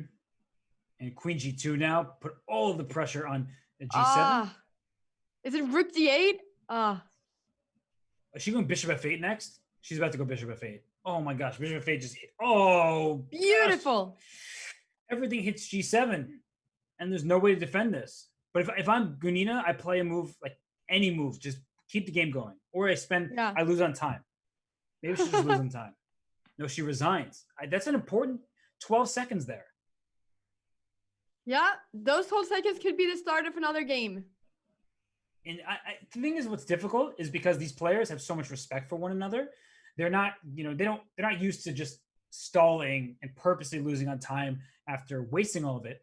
But that's what you kind of have to do in a format like this. Otherwise, you give your opponent chances to come back. And absolutely. And it's 3 games now. Gunina should not just take the win of the match for granted. She needs to take some more points. So, or at least 1 point or a half point, something. But she needs to take something. And the evaluation bar was just doing wild things that I don't understand because the position is just probably slightly better for white. Nothing major here. And knight c5. Well, black's pieces are getting out, but bishop f5 is always just a thorn in black's side, right? That's pinning this knight on e6. And hey, knight e4. Oh, she went knight d7 instead. I think that Kosteniuk is ready for a comeback, though. She looks ready, and I think she is. I'm just worried she may not have enough time. It's coming down to the wire here. 6 minutes left. She needs to score some victories fast. Yep, absolutely. Okay, knight b3, just challenging the rook. And what next, though? So knight's on b3. It's fine. It's sitting there. I think if I'm Gunina, I'm looking at queen b5 next move to trade queens off. And I would play queen b5 now Yeah. and say, No, we're that's going to, a very good thing. Try to get into an endgame there. Or yeah, endgame, but trade queens. No instant mate at least. Hopefully and then. look at this move, d4. Now the knight on b3, the knight on e6, coordinated very well. Look at this, bishop takes f3. If you take with a queen, f takes e6 with the tempo, and your knight in c3 falls. If you take with the g-pawn, while you took with your g-pawn, your king is exposed. Well Yep. timed there by Kosteniuk. Definitely. And her position is great here. Yeah, no, it looks really, really good. That f3 pawn looks like it's gonna be able to fall at any point. At h3, a king is not looking safe there. It certainly is not, but e6 is falling. So That's true. queen takes e6 check. And now white is up a pawn, and king to g2. Looks like it saves everything. Queen on e4. What a good queen. I was looking at bishop e5 before, trying to take on h6, but I'm not sure how that was. Maybe you can play now bishop e5. I like it. She's just keeping her pieces close together. So bishop e5 is a good move. It seems like she just doesn't want to even risk anything. And she's up a pawn now. Rook c7 is coming. It felt like Kosteniuk had a great position. What happened? That's the question. What happened? It really did feel that way. She's not taken on f8. I thought she was going to take and try to exchange. But she's going for it. She's going for those pawns. Yeah, she's going to exchange this way. And now you can play queen e4 check and make a draw if you want, but why would you do that? You're up 2 pawns. Bishop d4, good move. Don't blunder queen takes f2. She doesn't. And look at how much time white has. No, now you're taking on b5. The bishop on g3 is perfect. Two passed pawns. Oh, she's winning the bishop. Mm-hmm. So we see resignation. And with that, under 4 minutes remaining, back to a 4-game lead for Gunina. That is a big problem for Kosteniuk. Yeah, it feels like this pretty much should have been a decisive game for the match. Right. All right. That is that feels like it's about it. But well, Kosteniuk is hungry for some points, so let's see if she's able to take some points at the end. 3 minutes left, 3.5 minutes left. What's happening here? With this, all these pawns are very advanced here. Yeah, the pawn just got to f5. I can't tell because it looks like it's good for black. What's the material count? It's up a pawn for black. Yeah, black is doing well here. They're playing so quickly. Insanely quickly. 59 seconds versus 53. Absolutely insane. F6. Wow, what's happening here? It's looking better and better for black with every single move. Here comes queen e3. Yep. Go after this pawn. And okay, now it looks like calmly waiting here. Queen to d4. Now, this is looking really good for black. It's looking better and better. Once again, the pawn on g7, it's not going to be taken by the king. It's just making sure that the king stays safe. So the black king does not want to take the pawn on g7. So there are no checks now. And then knight on e5 is brilliant, right? It protects f7, and there's some threats of knight f3 if the queen and the rook are moved. But so far, it seems like Gunina defending everything brilliantly. 2 minutes left of this match. Yeah, 2 minutes. That means that this is probably the penultimate game. But for Kosteniuk, she's playing very quickly. She knows that she needs to win every single game in 30 seconds. But for Gunina, playing good defense. Yeah. Oh, here comes the H-pawn. Well, the H-pawn, that rook on f8 is a bit passive. And now knight takes e5 would have... queen h6 is mate. No, there's queen h4. So hg6, queen h6, check, queen h4. Instead, rook g5 played. Rook g5? Rook takes rook takes g6. Take this pawn here. And then you'll take on g6 with the queen, put queen h5 check, and scoop up the rook on e2 at the end. Yep. And she has so much time. I'm sure she'll do it. Yeah, I'm sure she'll do it, yeah? Yeah. And she probably also realizes that this is closing in on the... She didn't. And now the king gets g1, so the king is... Rook Oh, d1 this check. looks very. Ooh, Rook takes f1 and queen b1 check. Oh gosh, here comes queen b1. King g2 is beautiful. queen h1 mate. Gunina's Beautiful. Gunina's unstoppable. She's unstoppable. Absolutely unstoppable. Gunina, wow. Playing so good. So good. Wow. h5. That's just a frustration move. He plays with h5. You're like hoping for some kind of bullet miracle, but this is the final game. 15 seconds, counting down, and yeah, it's. I think that's. Well, what's happening here? Yeah, this is going to be the very last game of the match. Wow. Who would have thought this after the 5+1 games? It was 2-1 in Kosteniuk's favor, and now all of a sudden it's 8-3, and likely going to be 9-3 after this game because White is just Rook d6, Rook d1, very easy position to play for Yeah. Gunina. Well, we can now see what happens when you lose many games in a row. I mean, it just becomes so difficult to keep on playing. Yeah, and there's no difference if you lose 8-3 or 9-3 or 8-4. You still lost the match, right? So yeah. Here, no, of course. Gunina just pushing all of her pawns. She has control over the entire board. Black's pieces cannot move. This is one of the saddest positions you'll see, and it only happened because Kosteniuk, she's just throwing everything at her opponent, and once Gunina fends off the immediate threats, none of the pieces can move. Take Rook takes b6 now, and Kosteniuk is such a strong player, so this is what can happen sometimes in these time controls and everything, especially when you start losing some games. Yeah, it's well, that's it. It's a win for Gunina here. That means she wins the match 9-3. She was the last person to qualify for the Women's Futures Championship. Regardless, she has won her match, moved on to the finals. Anna, you and I will take a short break. We'll get Valentina hooked up to the call so we can interview her. So everybody, you'll want to be still here when we come back with an interview with Valentina Gunina. We'll be back shortly.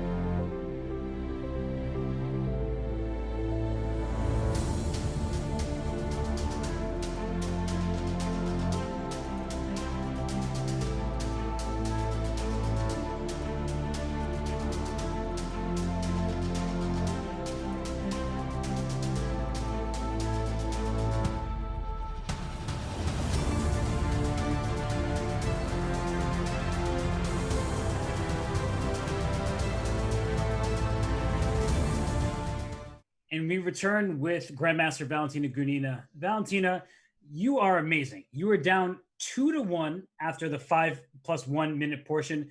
Were you nervous at all, or did you know that you had it in you to come back with such a force? For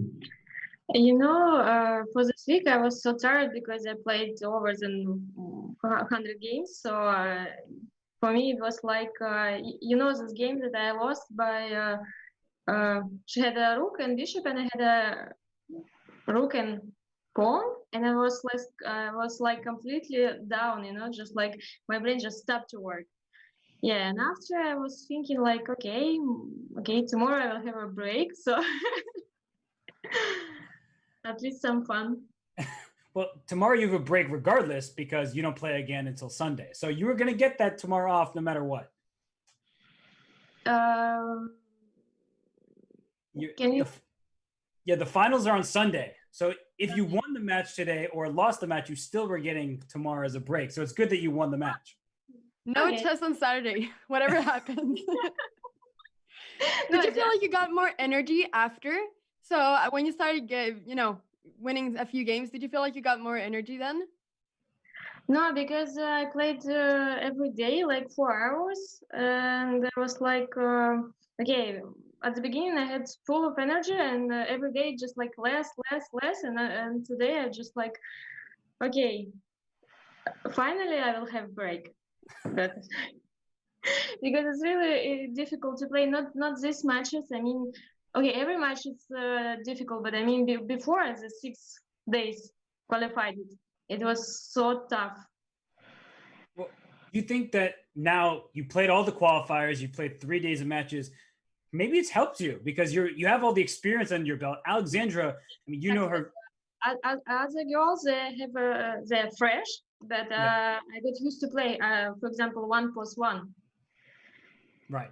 Yeah. And I mean, Alexandra, she has great experience, but this is the second year in a row you beat her in a match because you were down actually, I think 4 games, if I'm not mistaken, last year against Alexandra in the Women's Pizza Championship. So how do you do it? Like, how do you make these comebacks? Also yesterday against June. I know there were some internet issues, but still. June, I was so lucky because she had some problem with internet.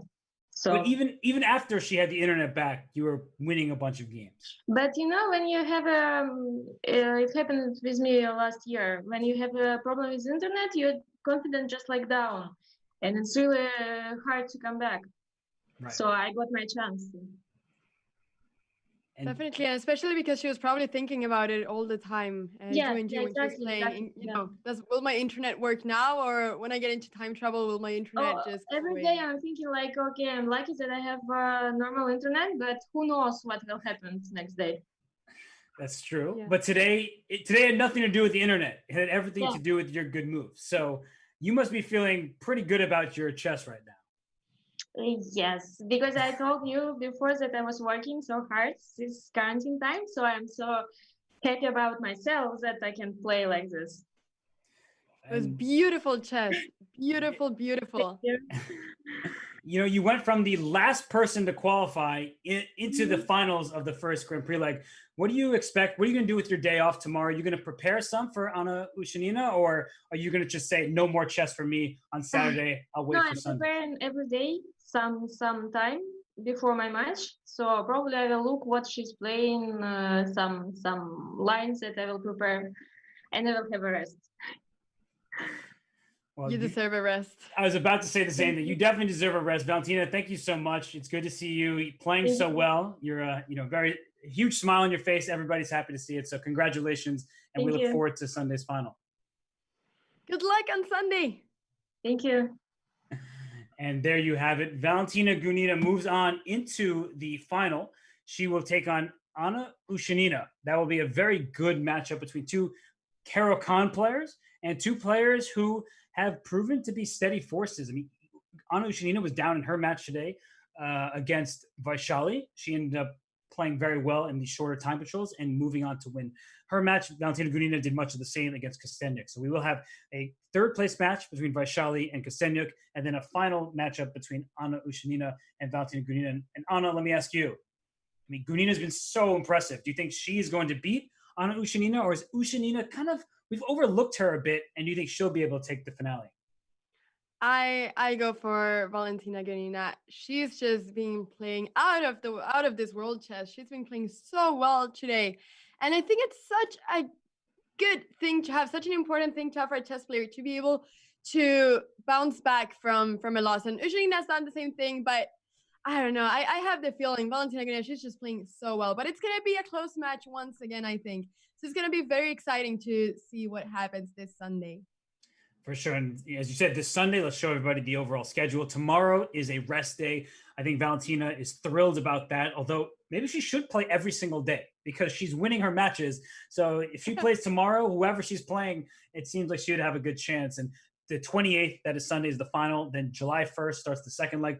It keeps on going. So these players will have a lot more chess remaining. And Anna, it's been another great day of chess. I've had a fantastic time. We saw first Anna Ushanina come back from a little deficit against Vaishali Rameshbabu, and then we saw Valentina Gunina just obliterate Kosteniuk in the 3-minute plus 1 second increment. She swept those matches. Pretty surprising, but I mean, what do you make of today's results? No, I mean, I think it's once again, just like every day. Well, I've just been here one day, but just like the other day, it's been a day full of surprises, and that's the great thing about this tournament, the Women's Speed Chess Tournament, that there is a bunch of surprises, and it's very exciting games, and that's what we've seen here today. I'm very excited to see on Sunday what happens, and also, to see two players who went from the qualifiers here. Both of them went from the qualifiers. I think it really shows that have this practice of the time control is very important in this tournament. But For sure. It's been a pleasure to do this with you, Robert. And yeah, I'll be very excited for Sunday. And I think you make a good point, a good final point about how qualifying, it gives you some momentum, it gives you confidence, and also it goes to show that it's hard to know how somebody will play in online chess versus their FIDE, over the board blitz rating. So on that note, I will see you Sunday. Everybody stick around because the raid will go to the Score Esports. But for now, the Women's Speed Chess Championship comes to a close until Sunday when we get both the third place match and the final. Have a good one, everybody.